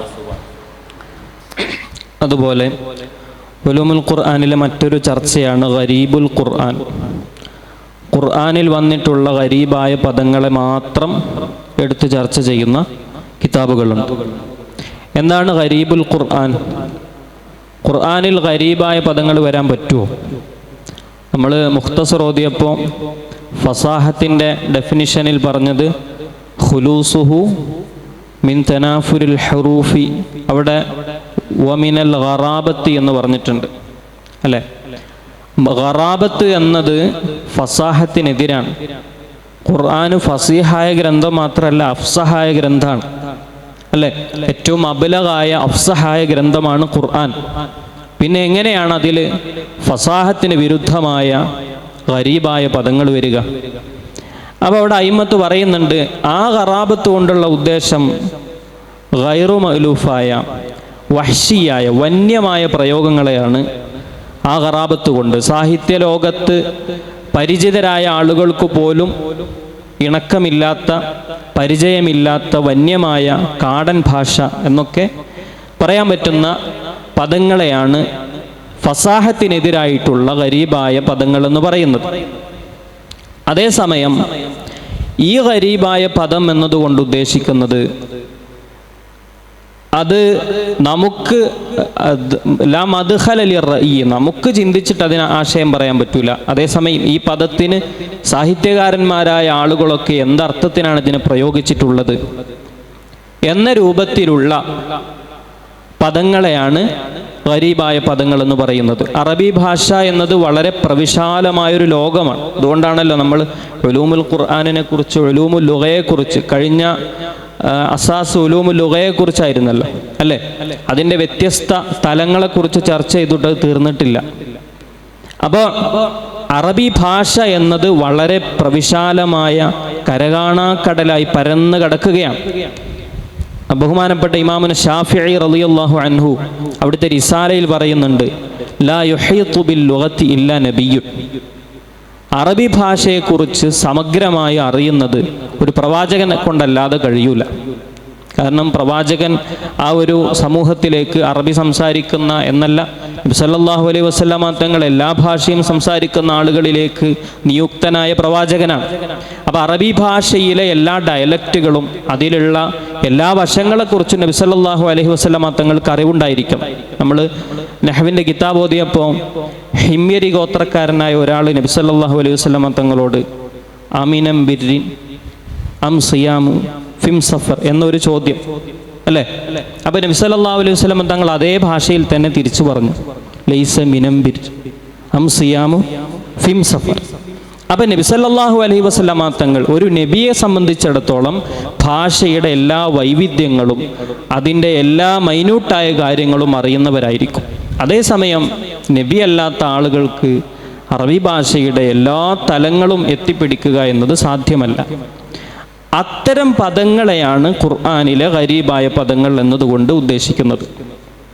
ബഹുമാനപ്പെട്ട സയ്യിദുന അബ്ദുല്ലാഹി ഇബ്നു അബ്ബാസ് റളിയല്ലാഹു അൻഹു അവിടുന്ന് ഫാത്തിറ സമാവാത്തി എന്ന പ്രയോഗം ഖുർആനിൽ വന്നപ്പോൾ എന്താണ് ഫാത്തിർ എന്നതിൻ്റെ അർത്ഥം എന്ന് അദ്ദേഹത്തിന് മനസ്സിലായില്ല എന്ന് പറയുന്നുണ്ട്. ഫാത്തിർ എന്ന പ്രയോഗത്തിൻ്റെ അർത്ഥം അറബി ഭാഷയിൽ വലിയ പരിജ്ഞാനമുള്ള തർജുമാനുൽ ഖുർആൻ എന്ന് ഹബീബായ സയ്യിദുനാ റസൂലുള്ളാഹി സ്വല്ലല്ലാഹു അലൈഹി വസല്ലം തങ്ങൾ വിശേഷിപ്പിച്ച അല്ലാഹുമ്മ അല്ലിംഹു തഅ്വീൽ എന്ന് പ്രാർത്ഥിച്ച അബ്ദുല്ലാഹി ബിൻ അബ്ബാസ് റളിയല്ലാഹു അൻഹു പറയാണ്, എനിക്ക് ഫാത്തിറിൻ്റെ അർത്ഥം കിട്ടിയില്ല. അങ്ങനെ ഇരിക്കെ ഞാൻ ഒരിടത്തൂടെ അങ്ങനെ നടന്നു പോകുമ്പോൾ ഒരു കിണറിൻ്റെ അടുത്ത് നിന്ന് 2 അഅറാബികൾ ശണ്ട കൂടുന്നുണ്ട്. ആ കിണറിന് അവകാശവാദം പറഞ്ഞുകൊണ്ടാണ് ഇവർ തർക്കിക്കുന്നത്. അപ്പോൾ അതിലെ ഒരു അഅറാബി പറയാണ്, അന ഫത്തർതുഹ ഐ ഇബ്തദതുഹ, ഞാനാണിത് തുടങ്ങിയത്, ഞാനാണിത് ഉണ്ടാക്കിയത്. അത് കേട്ടപ്പോഴാണ് ബഹുമാനപ്പെട്ട സയ്യിദുനാ അബ്ദുല്ലാഹി ബിൻ അബ്ബാസ് റളിയല്ലാഹു അൻഹു പറയുന്നത്, എനിക്ക് ഫാത്തിറിൻ്റെ മാന ഈ അറാബികളുടെ സംസാരത്തിൽ നിന്നാണ് മനസ്സിലായത്. ഇത്തരം ഒരുപാട് പദങ്ങൾ ഖുർആനിലുണ്ട്. അതിനെക്കുറിച്ചാണ് ഗരീബുൽ ഖുർആൻ എന്ന വിജ്ഞാന ശാഖയിൽ ചർച്ച ചെയ്യപ്പെടുന്നത്. അല്ലാമ സുയൂത്ത് റഹിമഹുല്ല ഇത്തരം ഒരുപാട് ഗരീബായ പദങ്ങളെ കൊണ്ടുവരുന്നുണ്ട്. ഫഇൻ ആനസ്തും ഫീഹി റുഷ്തൻ, അങ്ങനെ തന്നെയല്ലേ ഹാഫിളിങ്ങൾ, വബ്തലുൽ യതാമ എന്ന ആയത്തിൽ ആനസ്തും ഫീഹി റുഷ്ദൻ അല്ലേ? അവിടെ ആനസിൻ്റെ മാന എന്താണ്? അറഫ്തും എന്നാണ് അതിൻ്റെ മാന. റുഷ്ദ് എന്ന് പറഞ്ഞാൽ സലാഹ് എന്നാണ് മാന. ഇങ്ങനെ തുടങ്ങിയിട്ട് ഒരുപാട് ഗരീബായ പദങ്ങളും അതിൻ്റെ മാനയും അല്ലാമ സുയൂത്ത് റഹിമഹുല്ല അവിടുത്തെ ഇത്ഖാനിൽ കൊണ്ടുവരുന്നുണ്ട്. വിശുദ്ധ ഖുർആനിൻ്റെ ഉള്ളിൽ ഒളിഞ്ഞു കിടക്കുന്ന ചില ആശയങ്ങൾ, മുബ്ഹമാത്ത്, അത് വിശദീകരിക്കാൻ ധാരാളം ഗ്രന്ഥങ്ങളുണ്ട്. ഇപ്പോൾ ഒരു സംഭവം പറയാം. വിശുദ്ധ ഖുർആനിൽ ആദം അലൈഹിസ്സലാമിനെയും ഹവ്വാ റളിയല്ലാഹുവിനെയും കുറിച്ച് പറയുമ്പോൾ അവിടെ പറയുന്നത്, വഖുൽനാ യാ ആദമുസ്കുൻ അൻത വസൗജുക്കൽ ജന്ന, ഓ ആദം അലൈഹിസ്സലാമേ, ആദമേ, നിങ്ങളും നിങ്ങളുടെ ഭാര്യയും സ്വർഗത്തിൽ താമസിക്കുക. ഇവിടെ ഹവ്വാ റളിയല്ലാഹുവിൻ്റെ പേര് വിശുദ്ധ ഖുർആനിൽ എവിടെയും പറഞ്ഞിട്ടില്ല.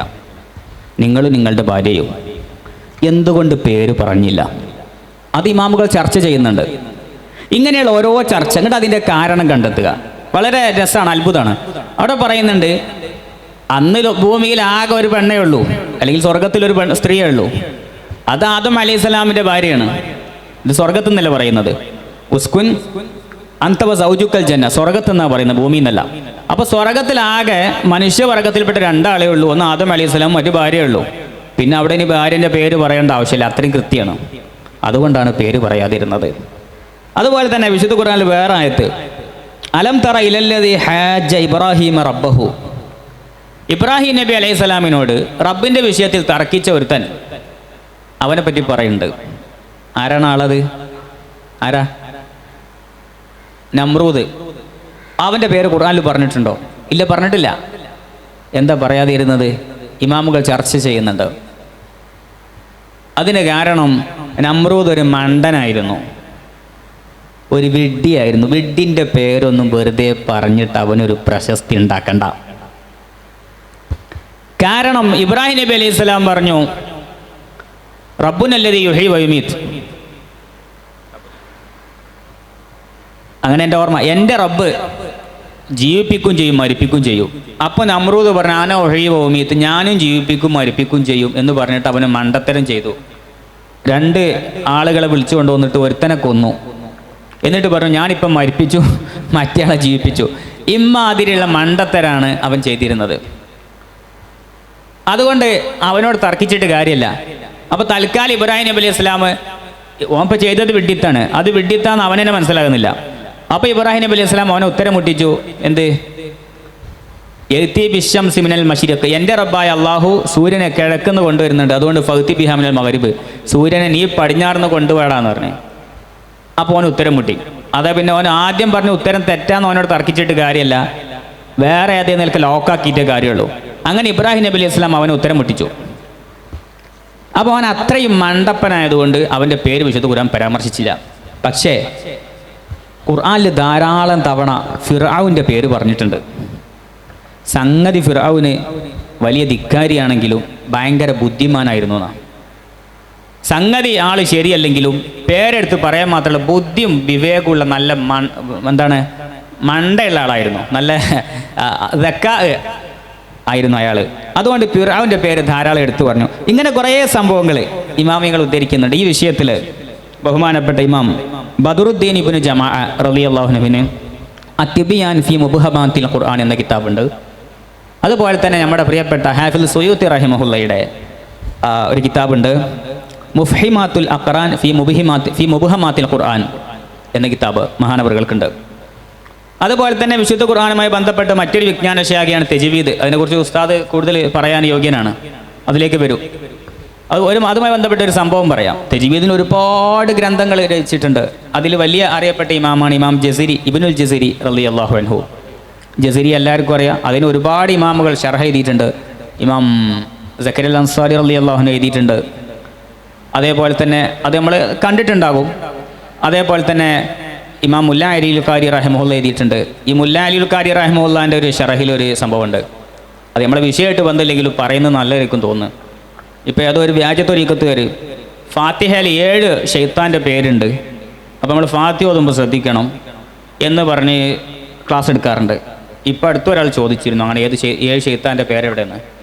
അപ്പോൾ അങ്ങനെ ചില ആളുകൾ പറഞ്ഞ് പ്രചരിപ്പിക്കാറുണ്ടെന്നും അതൊരു അടിസ്ഥാനമുള്ള സംഗതിയല്ല എന്ന് പറഞ്ഞുകൊണ്ട് മുല്ല അലിൽ ഖാരി റഹിമഹുല്ല ജസീരിയൻ്റെ ഹാഷിയയിൽ ഷറഹിൽ അതിന് ഗണിക്കുന്നുണ്ട്. ഒന്നിപ്പോൾ അൽഹംദുലില്ലാഹി റബ്ബിൽ ആലമീൻ, അർ-റഹ്മാൻ റഹീം, മാലിക് യൗമിദ്ദീൻ. അപ്പോൾ മാലിക് യൗ എന്ന് പറയുമ്പോൾ കിയൗ എന്ന് പേരൊരു ഷെയ്ത്താനുണ്ട്. അങ്ങനെ കുറേ പേരെണ്ണുന്നുണ്ട് അവർ. അപ്പോൾ അങ്ങനത്തെ കാര്യങ്ങളൊന്നും പരിഗണിക്കണ്ടെന്നു. അതൊക്കെ നമ്മൾ ഓതുമ്പോൾ സ്വാഭാവികമായിട്ട് മാലിക് യൗമിദ്ദീൻ എന്ന് ഓതുമ്പോഴും അവിടെ മുറിക്കേണ്ടതില്ല, ചേർത്ത് ഓതുമ്പോൾ സ്വാഭാവികമായിട്ട് വരുന്നൊരു യോജിപ്പാണെന്നും അത്തരം കാര്യങ്ങൾ സൂക്ഷിക്കേണ്ടതില്ല, അത് ബേജാറാവേണ്ടതില്ല എന്ന് ഇമാമുകൾ രേഖപ്പെടുത്തിയിട്ടുണ്ട്. അപ്പോൾ ഏതായാലും അതിലേക്ക് അധികം കടക്കുന്നില്ല. അപ്പോൾ തജ്വീദുമായി ബന്ധപ്പെട്ട് ഒരു ഒറ്റ സംഭവം പറയാം. ബഹുമാനപ്പെട്ട ഇബ്നു മസ്ഊദ് റളിയല്ലാഹു അൻഹു മഹാനവറുകളുടെ അടുക്കൽ വെച്ചൊരു ഒരാൾ ഖുർആൻ ഓതുകയാണ്. അപ്പോൾ അദ്ദേഹം ഓതി നമ്മളെ സൂറത്ത് തൗബയിലായത്ത് ഇന്നമസ്സദഖാതു ലിൽ ഫുഖറാഇ വൽ മസാകീൻ ഇങ്ങനെ ഓതിപ്പോയി. അപ്പോൾ മഹാനവറുകൾ പറഞ്ഞു നോ, അങ്ങനെ ഓതാൻ പറ്റില്ല എന്ന് പറഞ്ഞു. എന്നിട്ട് പറഞ്ഞു മാ ഹാക്കദ അഖ്റഅനീഹ, ഇങ്ങനെയല്ലല്ലോ നബി സല്ലല്ലാഹു അലൈഹി വസല്ലം എനിക്ക് ഓതി തന്നത്. എന്നിട്ട് ഫമദ്ദഹ, അങ്ങനെ എൻ്റെ ഓർമ്മ, ഇബ്നു മസ്ഊദ് റളിയല്ലാഹു അൻഹു മദ് ചെയ്ത് ഓതി ഇന്നമസ്സദഖാതു ലിൽ ഫുഖറാഇ, മദ് ലാസിം, മദ് ലാസിം അവിടെ അത് നിർബന്ധമായിട്ടും അത് നീട്ടി. പിന്നെ അതുമായി ബന്ധപ്പെട്ട് ചെറിയൊരു സംഗതിയുണ്ട്. ഈ തജ്വീദിൻ്റെ വിഷയത്തിൽ വാജിബാണ് എന്ന് പറയുന്നത് ചിലപ്പോൾ ഫുഖഹാ വാജിബാക്കിക്കൊള്ളണം എന്നില്ല. അത് ഫിഖഹിൻ്റെ കിതാബ് നോക്കിയിട്ട് മനസ്സിലാക്കേണ്ടതാണ്. അതേസമയത്ത് മദ് ലാസിം തജ്വീദിൻ്റെ കിതാബിൽ വന്ന ഇപ്പോൾ വലല്ലാലീൻ്റെ അടുത്ത മദ് വലല്ലാലീൻ അവിടെ നീട്ടണം, അത് മദ് ലാസിമാണ് എന്നും അത്തരം സംഗതികളൊക്കെ ഖുർആനിൻ്റെ ഇജ്മാ ഉണ്ട് എന്നും അത് തെറ്റിക്കൽ ഹറാമാണെന്ന് ഇമാം റംലി റളിയല്ലാഹു അൻഹു ഫത്വ നൽകിയിട്ടുണ്ട്.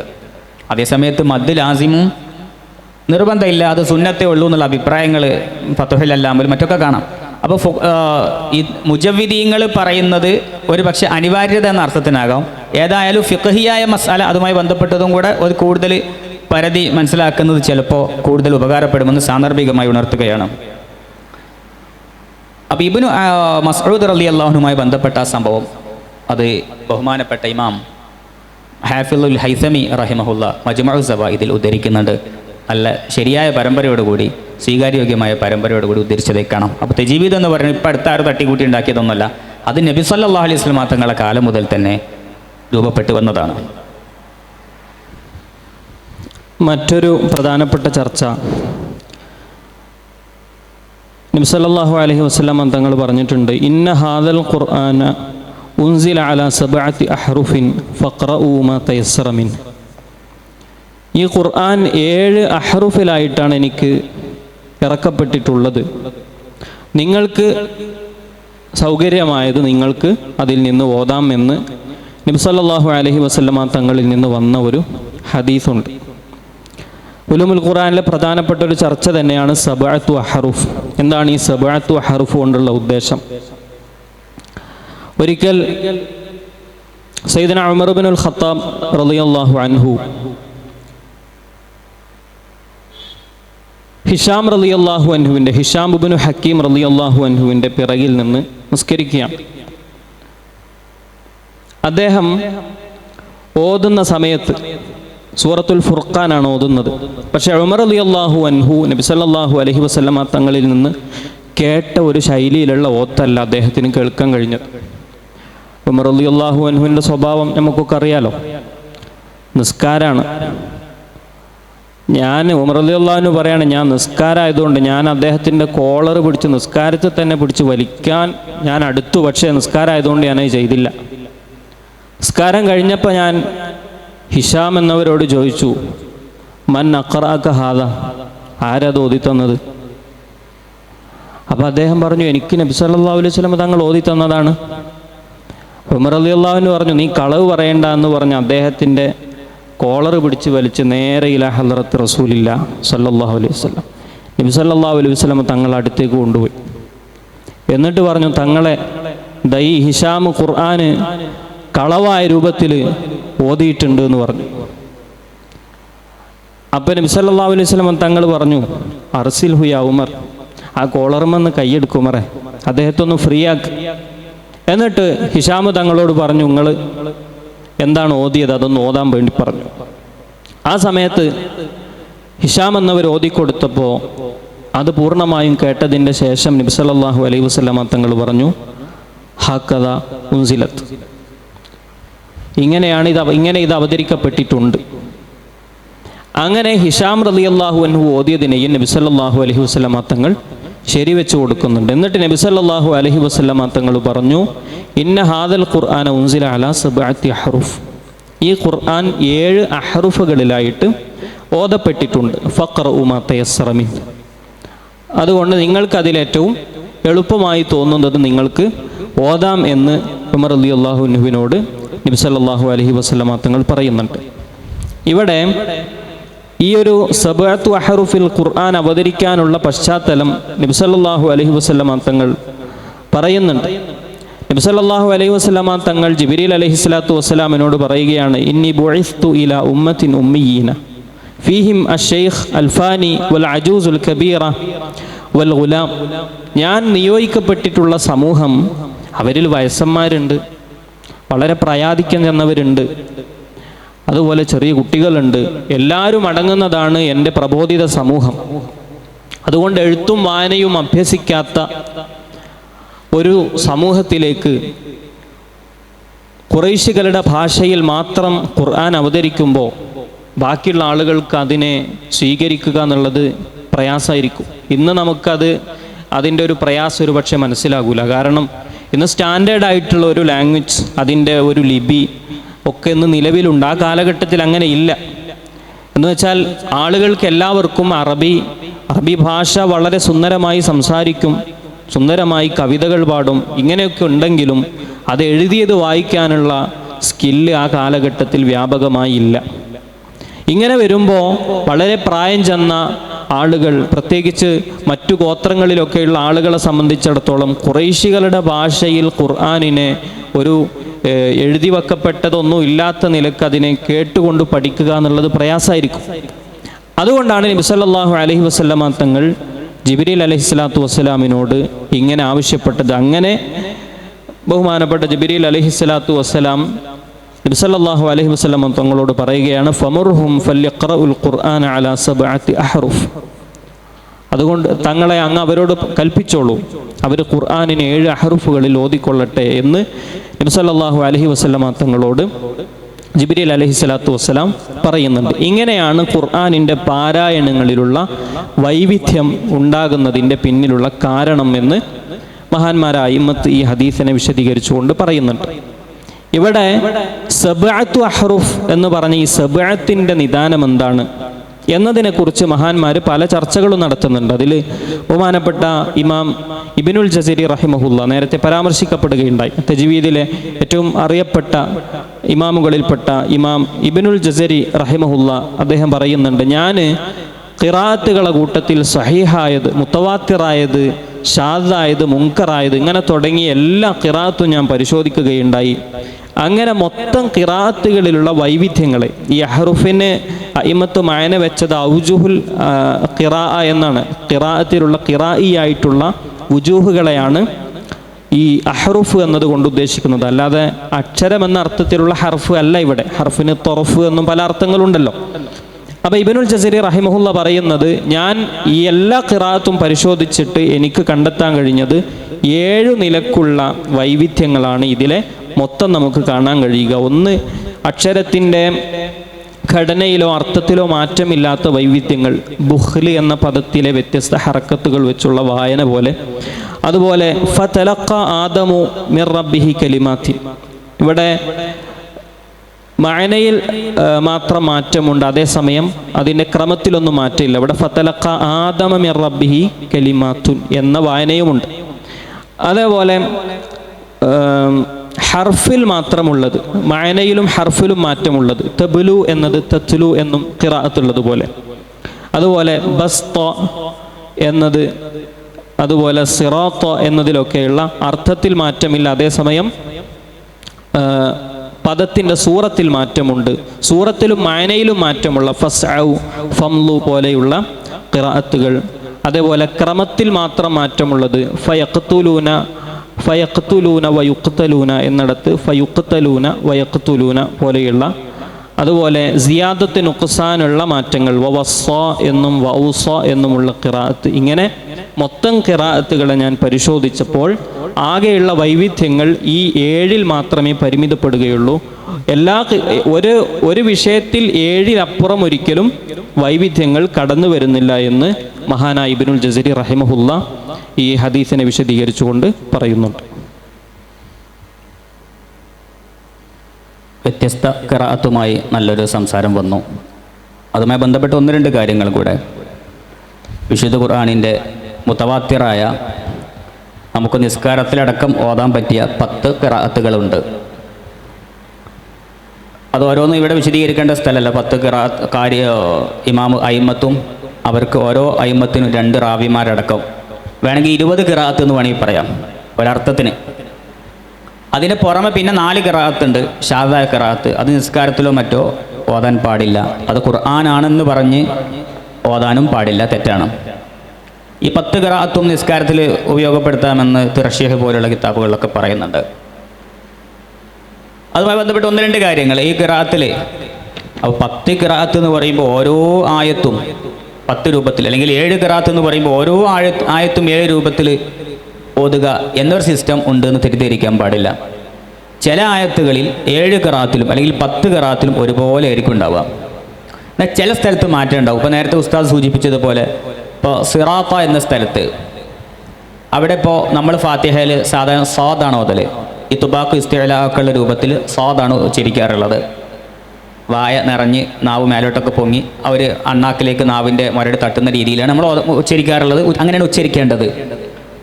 അതേ സമയത്ത് ബഹുമാനപ്പെട്ട ഇമാം കുംബുൽ റഹിമഹുല്ലയുടെ റിവായത്തിൽ ബഹുമാനപ്പെട്ട ഇമാം ഇബ്നു കസീർ റഹിമഹുല്ലയെ തൊട്ട് കുംബുൽ ഇമാം റിവായത്ത് ചെയ്തെടുത്ത് സീനാണുള്ളത്, സിറാത്ത എന്നാണുള്ളത്. അതനുസരിച്ച് ഒരു മനുഷ്യൻ നിസ്കാരത്തിൽ ഓതിയ അയാളുടെ നിസ്കാരം ശരിയാണ്. അപ്പോൾ ഒരാൾക്ക് ഇപ്പോൾ സ്വാദ് മൊഴിയാൻ പ്രയാസം ഉണ്ടെങ്കിൽ, മൊഴിയാൻ പ്രയാസമുള്ളവർക്ക് വിട്ടുവീഴ്ചയുണ്ട്, പക്ഷേ അയാൾക്ക് റാഹത്തായിട്ട് ഓതണമെങ്കിൽ വേണമെങ്കിൽ സീനിൻ്റെ ഖിറാഅത്ത് എടുത്ത് ഓതാവുന്നതാണ്. പക്ഷെ അതുമായി ബന്ധപ്പെട്ട നിയമം പഠിക്കണം. അപ്പോൾ അവിടെ ആ ഖിറാഅത്തിൽ ഇഹ്ദിനസ് സിറാത്തൽ മുസ്തഖീം സിറാത്തൽ ലദീന അൻഅംത അലൈഹിം ഗൈരിൽ മഗ്ദൂബി അലൈഹിം, അവിടെ മീമിനൊരു നീട്ടലുണ്ട് അവർക്ക്. അതോടുകൂടി ആ ഖിറാഅത്ത് പാരായണം ചെയ്യണം. ഇനി അവിടെ വഖഫ് ചെയ്ത് ഓതുകയാണെങ്കിൽ നീട്ടേണ്ടിയില്ല എന്നാണ് എൻ്റെ അറിവ്. ഏതായാലും അത് ഖിറാഅത്തുമായി ബന്ധപ്പെട്ട ആലിമീങ്ങളുമായി ചോദിച്ച് ബന്ധപ്പെടണം. നമ്മളത് പഠിപ്പിക്കുന്ന ഒരു സദസ്സല്ലേ ഇത്. ചർച്ചയുടെ ഭാഗമായി ഇത്തരം ചില സംസാരങ്ങൾ വരുമ്പോൾ അത്തരം കാര്യങ്ങൾ പഠിക്കാനൊരു പ്രചോദനം വരുമെന്ന അർത്ഥത്തിനാണ് ഈ കാര്യം ഇവിടെ ഉള്ള സംസാരത്തിൽ കൊണ്ടുവരുന്നത്. അപ്പോൾ അതനുസരിച്ച് ഇഹ്ദിനസ് സിറാത്തൽ മുസ്തഖീം അങ്ങനെ സീന് കൊണ്ട് ഓതിയ ഒരാളെ നിസ്കാരം ശരിയാകും. അപ്പോൾ അങ്ങനെയാകുമ്പോൾ അവിടെ വരുന്നൊരു സംശയമാണ്, അല്പഭാഗം ഒരു ഖിറാഅത്തും അല്പഭാഗം വേറെ ഖിറാഅത്തും എടുത്ത് ഓതാൻ പറ്റുമോ എന്ന്. ബഹുമാനപ്പെട്ട ഇമാം നവവി റഹിമഹുല്ല ശറഹുൽ മുഹദ്ദബിലും ഇബ്നു ഹജർ റഹിമഹുല്ല തുഹ്ഫയിലൊക്കെ പറയുന്നുണ്ട്, ഒരു വിഷയവുമായി ബന്ധപ്പെട്ട സ്ഥലങ്ങളൊക്കെ ഒറ്റ ഖിറാഅത്ത് എടുക്കണം, അവിടെ കൂട്ടിക്കുഴച്ച് ഓതാൻ പറ്റൂല. അപ്പോൾ ഇഹ്ദിനസ് സിറാത്തൽ മുസ്തഖീം ഒന്നും സിറാത്തൽ ലദീന അൻഅംത അലൈഹിൻ്റെ അവിടുന്ന് വേറെ ഒന്നും പറ്റൂല. കാരണം രണ്ടും ബന്ധിച്ച് കിടക്കുന്നതാണ്. പരസ്പരം ബന്ധപ്പെട്ട ആശയം കിടക്കുന്ന സ്ഥലങ്ങൾ, ഒന്നിനോട് മറ്റൊന്നിന് ബന്ധമുള്ള സ്ഥലങ്ങൾ ഒറ്റ ഖിറാഅത്തിന് അനുധാവനം ചെയ്യണം. അപ്പോൾ ഫാത്തിഹ തന്നെ 2 ഖിറാഅത്ത് എടുക്കുന്നതോട് കുഴപ്പമില്ല. പക്ഷെ ഒരു പരസ്പരം ബന്ധപ്പെട്ട് കിടക്കുന്ന ആശയം വരുന്ന സ്ഥലങ്ങൾ വേറെ വേറെ 2 ഖിറാഅത്തുകൾ തൽഫീഖ് ചെയ്യാൻ പാടില്ല. അല്ലാതെ അങ്ങനെ ഓതുന്നതിനും തെറ്റില്ല എന്ന് മഹാനവറുകൾ രേഖപ്പെടുത്തിയിട്ടുണ്ട്.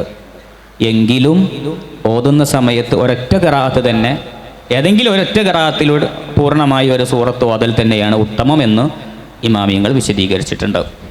ഈ ഖിറാഅത്തിലേക്ക് ഒരു താല്പര്യം ഉണ്ടാകാൻ വേണ്ടി ചില സംഗതി പറയുകയാണ്. ഇപ്പം നമ്മളെ സൂറത്തുൽ അൻആമിൽ ആദ്യത്തിലുള്ള അൽഹംദുലില്ലാഹില്ലദീ ഖലഖസ് സമാവാതി വൽ അർള വജഅല അൽ-ളുലുമാതി വൻ-നൂർ സുമ്മ അല്ലദീന കഫറൂ ബിറബ്ബിഹിം യഅദിലൂൻ ഹുവല്ലദീ ഖലഖക്കും എന്നാണ് നമ്മൾ ഓതാറുള്ളത്. വേറെ ഖിറാഅത്തിൽ ഹുവല്ലദീ ഖലഖക്കും മിൻ ത്വയ്നിൻ സുമ്മ ഖളാ അജല. അവിടെ ഉണ്ടോ ഖലഖക്കും എന്നുള്ള ഖാഫും കാഫും കൂടി ഇദ്ഗാം ചെയ്ത് ഖലഖക്കും എന്ന ഖിറാഅത്തുണ്ട്. അംഗീകൃതമായ ഖിറാഅത്താണ്. സുമ്മ ഖളാ അജല വഅജലും മുസമ്മൻ ഇൻദഹു സുമ്മ അൻതും തംതറൂൻ. പിന്നെ വഹുവല്ലാഹു ലൊമ്മ, ഹായിന് ലൊമ്മ കൊണ്ടാണ് നമ്മൾ ഓതാറുള്ളത്.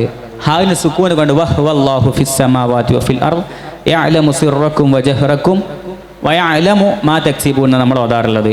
അവിടെ വയഅലം മാ തക്സിബൂൻ എന്ന് 2 മീം ഇദ്ഗാം ചെയ്യുന്ന ഖിറാഅത്തുണ്ട്. ഇങ്ങനത്തെ ഖിറാഅത്ത് ഇങ്ങനെ നമ്മൾ അത്തരം ഖിറാഅത്ത് ഫോളോ ചെയ്യുകയാണെങ്കിൽ ഹിഫ്ളാക്കാനൊക്കെ ചിലപ്പോൾ എളുപ്പമുണ്ടാവുമെന്ന് തോന്നാറുണ്ട്. കാരണം നമുക്ക് ഒരു കൗതുകം ഉണ്ടാവും അത് കേൾക്കാനും ഓതാനും ഒക്കെ. അപ്പോൾ വേഗം ഹിഫ്ളാക്കാൻ ഒരു പക്ഷേ കഴിഞ്ഞേക്കുമെന്ന് മനസ്സിലാക്കുന്നു.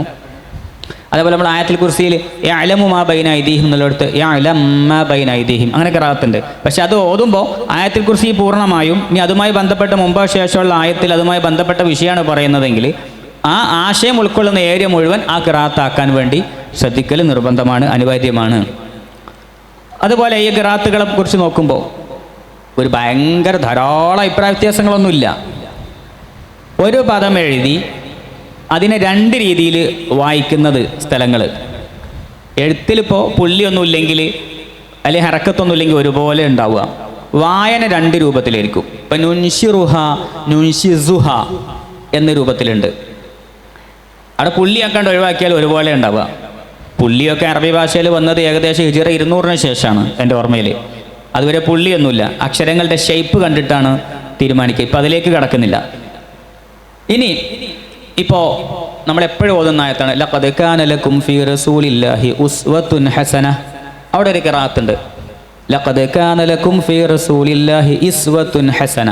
ഇസ്വ എന്ന ഖിറാഅത്തുണ്ട്, ഹംസിന് കസ്റുണ്ട്. അതേപോലെ തന്നെ ഇപ്പം മാലികി യൗമിദ്ദീൻ മലിക്കി യൗമിദ്ദീൻ എഴുത്തും ഒരുപോലെ തന്നെ ഉണ്ടാവുക.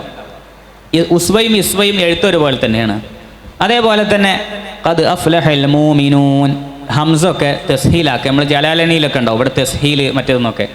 അപ്പോൾ പെട്ടെന്ന് അത് ഓതുമ്പോൾ അവ്യക്തത ഉണ്ടാകും. അപ്പോൾ മറ്റ് ഖിറാഅത്തുകൾ നമ്മൾ പഠിച്ചു കഴിഞ്ഞാൽ എന്താണ് ആ തെസ്ഹീൽ എന്ന് പറഞ്ഞാൽ, എന്താണ് തഹ്ഖീഖ് എന്ന് പറഞ്ഞാൽ എന്നൊക്കെ മനസ്സിലാകും.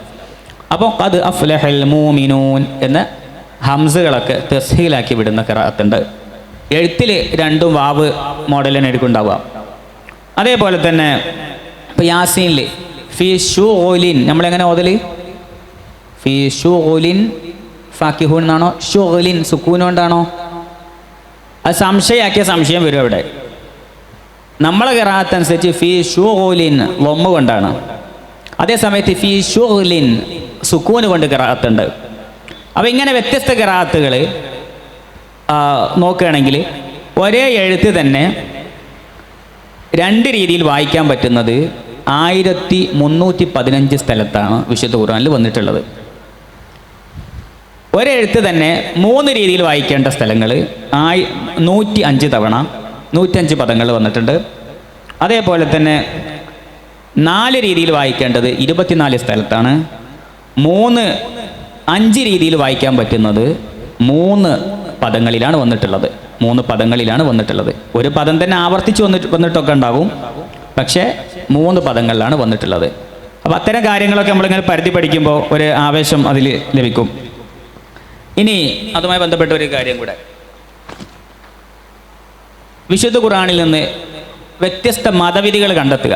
അതിലൊരു അഹ്കാമുൽ ഖുർആൻ എന്ന് പറഞ്ഞിട്ട് ഈ ഉലൂമുൽ ഖുർആനുമായി ബന്ധപ്പെട്ട ഒരു വിജ്ഞാന ശാഖനുണ്ട്. അതിനൊരുപാട് കിതാബുകളുണ്ട്. ഇപ്പോൾ അതിലേക്ക് കിടക്കുന്നില്ല, നമ്മുടെ സമയം ഏകദേശം ആയതുകൊണ്ട് അതിലേക്ക് കിടക്കുന്നില്ല. അതിൽ ഒരു നല്ലൊരു കിതാബ്, ഒരു നല്ല അടിപൊളി കിതാബ് ഇമാം സുയൂത്തി തന്നെ റഹിമഹുല്ലാഹി രചിച്ചിട്ടുണ്ട്. അൽ ഇഖ്ലീൽ ഫി ഇസ്തിംബാത്തിൽ ഖുർആൻ. അൽ ഇഖ്ലീൽ ഫി ഇസ്തിംബാത്തിൽ ഖുർആൻ. അതിൽ മഹാനവറുകൾ പറയുന്നുണ്ട്, ഇപ്പോൾ മരണപ്പെട്ടാൽ മരിച്ച ആളെ ഖബറടക്കണമെന്ന് എവിടെ ഖുർആനിലുള്ളത്? അപ്പോൾ സുമ്മ അമാതഹു ഫഅഖ്ബറഹ് എന്ന് വിശുദ്ധ ഖുർആനിലുണ്ട്. അപ്പോൾ ഖബറടക്കണമെന്ന് അതിൽ നിന്ന് കിട്ടി. അതേപോലെ തന്നെ വളരെ മറ്റൊരു സംഭവം നമ്മളെ ഫിഖ്ഹിൻ്റെ കിതാബിലൊക്കെ ഉണ്ട്. ഒരു പെണ്ണിനൊരാൾ കല്യാണം കഴിച്ച് കുറച്ച് കഴിഞ്ഞതിന് ശേഷം ആ പെണ്ണ് പ്രസവിച്ചു. 3 മാസം കഴിഞ്ഞിട്ട് പെണ്ണ് പൂർണ്ണ കുഞ്ഞിനെ പ്രസവിച്ചു.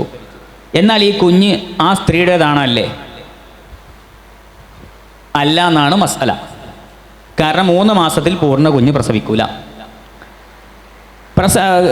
കല്യാണം കഴിഞ്ഞ് വത്അന് ഇംകാൻ ഉണ്ടായതിനു ശേഷം 6 മാസം കഴിഞ്ഞതിന് ശേഷം ഒരു പെണ്ണ് പ്രസവിച്ചാൽ, അഥവാ 6 മാസവും 2 സെക്കൻഡും എന്നാണ് പറയുന്നത്. വത്അന് ഇംകാനുള്ള സമയം 1 സെക്കൻഡും പ്രസവത്തിന് 1 സെക്കൻഡും, ഗർഭം 6 മാസം. ഇതിന് ശേഷം ഒരു പെണ്ണ് നിക്കാഹിന് ശേഷം പ്രസവിച്ചു കഴിഞ്ഞാൽ ആ കുട്ടിയെ ആ ഭർത്താവിലേക്ക് നിസ്ബ ചെയ്യും.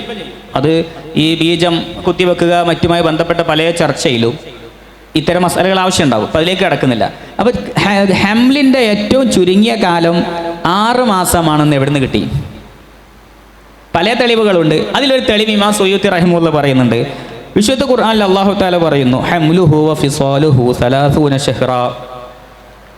ഗർഭവും മുലപ്പാൽ കൂടി അവസാനിപ്പിക്കലും അത് രണ്ടും കൂടെ 30 മാസമാണ്. രണ്ടും കൂടെ 30 മാസം. വേറെ ആയത്തിൽ അള്ളാഹു പറയാണ് വഫിസാലുഹു ഫി ആമൈൻ.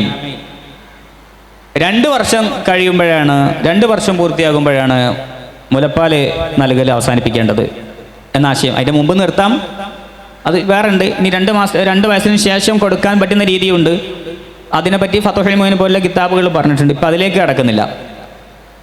അപ്പോൾ അവിടെ എന്തായി? 2 വർഷത്തിൽ മുലപ്പാൽ കൊടുക്കൽ അവസാനിപ്പിക്കുക എന്ന് പറഞ്ഞു. മറ്റേ ആയത്തിൽ മുലപ്പാൽ നൽകൽ അവസാനിപ്പിക്കലും ഗർഭവും കൂടെ 30 മാസം എന്ന് പറഞ്ഞു. ആ 30-ൽ നിന്ന് 2 വർഷം കുറച്ചാൽ, അഥവാ 24 മാസം കുറച്ചാൽ ബാക്കി വരുന്ന 6 മാസമാണ്. അതേപോലെ വേറൊരു ഒന്നുകൂടെ ഒരു ചിന്തിപ്പിക്കുന്നൊരു പോയിന്റ് കുറേ ഉണ്ട് കേട്ടോ, അപ്പോൾ അതിലേക്ക് കടക്കുന്നില്ല. അതിൽപ്പെട്ടൊരു സംഭവമാണ് കുഫാറിൻ്റെ കല്യാണം. കാഫിർ അവിശ്വാസികളായ ആളുകൾ, അതായത് മുസ്ലിമേതര വ്യക്തികൾ പരസ്പരം നിക്കാഹ് ചെയ്താൽ ആ നിക്കാഹ് ശരിയാണോ? ചില വിവാദങ്ങളൊക്കെ അടുത്ത കാലത്ത് നടന്നിരുന്നു. അത്തരം നിക്കാഹിനെ നമ്മൾ പ്രോത്സാഹിപ്പിച്ചപ്പോൾ അത് പറ്റുമോ ഇല്ലേ, അതോ സിനയുടെ ഗണത്തിൽ പെടില്ലേ എന്നൊക്കെ സംശയിപ്പിച്ചിരുന്നു. അതങ്ങനെ പെടൂല. നമ്മുടെ ഫിഖ്ഹിൻ്റെ കിതാബിലൊക്കെ മസാല പറഞ്ഞിട്ടുണ്ട്. അതേ സമയത്ത് അതിൽ വിശുദ്ധ ഖുർആനിൽ നിന്ന് അതിന് ഇമാമുകൾ തെളിവ് ധരിക്കുന്നുണ്ട്. ഏതാ തെളിവ്? നമ്മളെപ്പോഴും ഓതുന്ന സൂറത്താ തബ്ബത്ത് എന്ന സൂറത്തിലെ വംറഅതുഹു ഹമ്മാലത്തുൽ ഹതബ്. അബൂലഹബിൻ്റെ ഭാര്യ,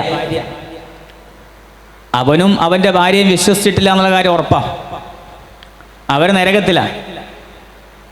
അത് നിഷേധിച്ചാൽ ഇസ്ലാമിൽ തന്നെ സ്ഥാനം ഉണ്ടാവില്ല. കാരണം ഖുർആൻ വ്യക്തമായി പറഞ്ഞ കാര്യം ഈ സംഗതി.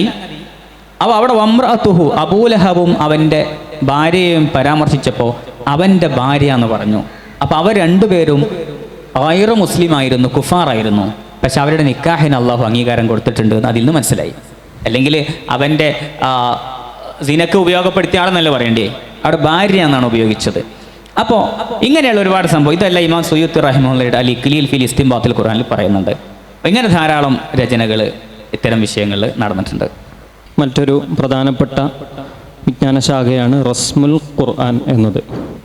ഖുർആനിൻ്റെ എഴുത്തിൻ്റെ ശൈലി നമുക്കൊക്കെ അറിയാം. സാധാരണ അറബി നമ്മൾ എഴുതിയതുപോലെയാണ് വായിക്കാറുള്ളത്. അതേസമയം ഖുർആനിൽ പല സ്ഥലത്തും എഴുതിയതുപോലെയല്ല വായിക്കേണ്ടത്. ഈ ഖുർആനിൻ്റെ റസ്മിനെ കുറിച്ച് അഇമ്മത്തിൻ്റെ ഇടയിൽ അത് തൗഖീഫിയാണോ ഇസ്തിലാഹിയാണോ എന്ന ഖിലാഫുകളുണ്ട്. അതിൽ ജുംഹൂറും പറയുന്നത് വിശുദ്ധ ഖുർആനിൻ്റെ എഴുത്തും തൗഖീഫിയാണ് എന്ന് അല്ലാമ സുർഖാനി അവിടുത്തെ മനാഹിലുൽ ഇർഫാനിൽ ആ ചർച്ച കൊണ്ടുവരുന്നുണ്ട്. അതിന് തെളിവായി അവർ പറയുന്നത് വഹയിൻ്റെ കാത്തിബീങ്ങളിൽപ്പെട്ട പ്രമുഖനായിരുന്നല്ലോ ബഹുമാനപ്പെട്ട മുആവിയ റളിയല്ലാഹു അൻഹു. അവരോട് നബി സല്ലല്ലാഹു അലൈഹി വസല്ലമ തങ്ങൾ ഖുർആൻ വഹയ് രേഖപ്പെടുത്തുന്ന സമയത്ത് എങ്ങനെ രേഖപ്പെടുത്തണം എന്നതിൻ്റെ മാർഗനിർദ്ദേശങ്ങൾ കൊടുക്കുന്ന ഹദീസുണ്ട്. അൽഖി ദവാത വഹർരിഫിൽ ഖലമ വഅൻസിബിൽ ബാഅ വഫർരിഖി സീന വലാ തുഅവ്വിരിൽ മീമ വഹസ്സിൻ അല്ലാഹ് വമുദ്ദർ റഹ്മാൻ വജവ്വിദിർ റഹീം വളഅ ഖലമക അലാ ഉദ്നികൽ യുസ്ര. ബാഇനെ നീ ബാഇൻ്റെ കൊക്ക് നാട്ടി എഴുതണം, സീനിൻ്റെ പല്ലുകളെ കൃത്യമായി എഴുതണം. ഇങ്ങനെ എഴുതേണ്ടത് പിന്നീട് ഒരു ഇഖ്തിലാഫ് വരാതെ അതെങ്ങനെയാണ് എഴുതേണ്ടതിൻ്റെ രീതി കൂടെ നബി സല്ലല്ലാഹു അലൈഹി വസല്ലമ തങ്ങൾ പഠിപ്പിച്ചു കൊടുക്കുന്നുണ്ട്. ഇത്തരം ഹദീസുകളെ ആധാരപ്പെടുത്തിയാണ് വിശുദ്ധ ഖുർആനിൻ്റെ റസ്മും തൗഖീഫിയാണ്. ആ എഴുത്തിൽ നിന്ന് മാറാൻ പാടില്ല എന്ന് പല അയിമ്മത്തും രേഖപ്പെടുത്തിയിട്ടുള്ളത്. ബഹുമാനപ്പെട്ട അഹ്മദ് ബിൻ ഹംബൽ റളിയല്ലാഹു അൻഹു തഹറുമു മുഖാലഫത്തു ഖത്തി മുസ്ഹഫി ഉസ്മാൻ ഫി വാവിൻ ഔ അലിഫിൻ ഔ യാഇൻ എന്നൊക്കെയുള്ള ഖുർആനിൻ്റെ റസ്മിലുള്ള അക്ഷരങ്ങൾക്ക് മാറ്റം വരുത്തൽ ഹറാമാണെന്ന അഭിപ്രായം വരെ അയിമത്തിനിടയിലുണ്ട്. ഖുർആൻ്റെ എഴുത്തിൻ്റെ രീതി നമുക്കറിയാം, സാധാരണ അറബിയിൽ നിന്ന് വ്യത്യസ്തമാണ്. അറബിയിൽ ഷക്കിലുകൾ അതുപോലെ നുക്തകൾ ഇതൊന്നും ആദ്യകാലത്ത് ഉണ്ടായിരുന്നില്ല. ആദ്യമായി നുക്ത എന്നൊരാശയം കൊണ്ടുവരുന്നത് ബഹുമാനപ്പെട്ട ഇമാം അബുൽ അസ്വദി ദുവലി റളിയല്ലാഹു അൻഹു ആണ്. ഖുർആൻ ഓതുന്ന സമയത്ത് പലരും തെറ്റി ഓതുന്ന, പ്രത്യേകിച്ച് ഇഅ്റാബുകളൊക്കെ തെറ്റിച്ച് വായിക്കുന്ന, ഇന്നല്ലാഹ ബരീഉൻ മിനൽ മുശ്രിക്കീന എന്ന സ്ഥലത്ത് ഇഅ്റാബ് തെറ്റി വായിക്കുന്നതിൻ്റെ അപകടം നാം പലതവണ കേട്ടതാണ്. ഇത്തരം സന്ദർഭങ്ങളിലാണ് ഖുർആനിൽ നുക്ത എന്നൊരാശയം മഹാനവറുകൾ കൊണ്ടുവരുന്നത്. അവർ കൊണ്ടുവന്ന നുക്ത നസ്ബിനെ, ഫത്ഹിനെ അടയാളപ്പെടുത്താൻ വേണ്ടി അക്ഷരത്തിൻ്റെ മുകളിൽ ഒരു പുള്ളി, കസ്റിനെ അടയാളപ്പെടുത്താൻ അക്ഷരത്തിൻ്റെ താഴെ ഒരു പുള്ളി, ലൊമ്മിനെ അടയാളപ്പെടുത്താൻ അക്ഷരത്തിൻ്റെ ജാനിബിൽ ഒരു പുള്ളി, ഇത് തെൻവീനാണെങ്കിൽ 2 പുള്ളി. ഇത് തന്നെ ചുവന്ന നിറത്തിലാണ് മുസ്ഹഫുകളിൽ രേഖപ്പെടുത്തിയിരുന്നത്. ഖുർആനിൻ്റെ അക്ഷരങ്ങളോട് സമാനമാകേണ്ട എന്ന നിലക്ക് സൂക്ഷ്മതയ്ക്ക് വേണ്ടി ചുവന്ന മഷിയിലാണ് ഈ പുള്ളിക്കൽ രേഖപ്പെടുത്തിയിരുന്നത്. ഇതാണ് അബുൽ അസ്വദ് ദുവലി റളിയല്ലാഹു അൻഹുവിലേക്ക് ചേർക്കപ്പെടുന്ന നുക്ത. രണ്ടാമതായി നുക്ത വരുന്നത് അക്ഷരങ്ങളെ വേർതിരിക്കുന്ന ബാഇനെ, താഇനെ, സാഇനെ, ഇങ്ങനെ അക്ഷരങ്ങളെ വേർതിരിച്ച് മനസ്സിലാക്കുന്ന നുക്ത ഹജ്ജാജ് ഇബ്നു യൂസുഫിൻ്റെ കാലത്ത് ബഹുമാനപ്പെട്ട അബുൽ അസ്വദ് ദുവലി റളിയല്ലാഹു അൻഹുവിൻ്റെ തന്നെ ശിഷ്യന്മാരായ നസ്ർ ഇബ്നു ആസിം അൽ-ലൈസി, യഹ്യ ഇബ്നു യഅ്മുർ റളിയല്ലാഹു അൻഹുമ, അവരാണ് ഈ ബാ, താ, സാ, ജീം, ഹ, ഖ ഇങ്ങനെയുള്ള അക്ഷരങ്ങളൊക്കെ വേർതിരിച്ച് മനസ്സിലാക്കാനുള്ള പുള്ളി കൊണ്ടുവരുന്നത്. പിന്നീട് ഇന്ന് നാം കാണുന്ന ഫത്ഹ, കസ്റ, ലൊമ്മ ഇതിൻ്റെ ഈ ഷക്കിലുകൾ വരുന്നത് ബഹുമാനപ്പെട്ട ഇമാം ഖലീൽ ഇബ്നു അഹ്മദ് അൽ ഫറാഹിദി റളിയല്ലാഹു അൻഹു, അദ്ദേഹമാണ് ഈ ഷക്കിലുകളെ കൊണ്ടുവരുന്നത്. ഖുർആനിൻ്റെ റസ്മിനെ കുറിച്ച് നമ്മൾ പറയുമ്പോൾ ഖുർആനിൻ്റെ റസ്മിലുള്ള വ്യത്യസ്തത 6 വ്യത്യസ്തതകളാണ് നമുക്ക് കാണാൻ കഴിയുക. ഒന്ന് ഹദ്ഫ്, ചില അക്ഷരങ്ങളെ സാധാരണ എഴുത്തിൽ നിന്ന് ഭിന്നമായി ഖുർആനിൽ കളയുന്നൊരു ശൈലിയുണ്ട്. യുഖാദിഊന എന്ന ഖാഇൻ്റെ അലിഫ്, അതുപോലെ ദാവൂദിൻ്റെ വാവ്, ബിൽവാദി എന്ന് ഓത്തിൽ ബിൽവാദിൽ മുഖദ്ദസി ആണെങ്കിലും യാ നമ്മൾ അറബിയിൽ എഴുതുമ്പോൾ യാ എഴുതണം അല്ലെ, അലിഫ്ലാം ഉണ്ടെങ്കിൽ പിന്നെ യാ എഴുതുന്ന ശൈലിയാണല്ലോ ഉള്ളത്. പക്ഷെ ഖുർആനിൽ ഇത്തരം സ്ഥലങ്ങളിൽ വാവ്, യാ ഇതൊന്നും നമ്മൾ കാണില്ല. മറ്റൊന്ന് സിയാദത്താണ്. ഉലു എന്ന സ്ഥലത്ത് ഹംസക്ക് ശേഷം ഒരു സായിദയായ വാവ്, ഉലായിക്കക്ക് ശേഷം സായിദയായ വാവ്, അവിടെ ഹംസക്ക് ശേഷം ഒരു യാ സായിദ, നബഇൻ്റെ ശേഷം യാ സായിദ, ഇങ്ങനെ സിയാദത്തും നമുക്ക് കാണാൻ പറ്റും. മറ്റൊന്ന് ഹംസ, പണ്ട് കാലത്ത് ഹംസയുടെ ചിഹ്നം ഉണ്ടായിരുന്നില്ല. സഅൽതും എന്നെഴുതുമ്പോൾ സാൽത്തും എന്നാണ് എഴുതുക.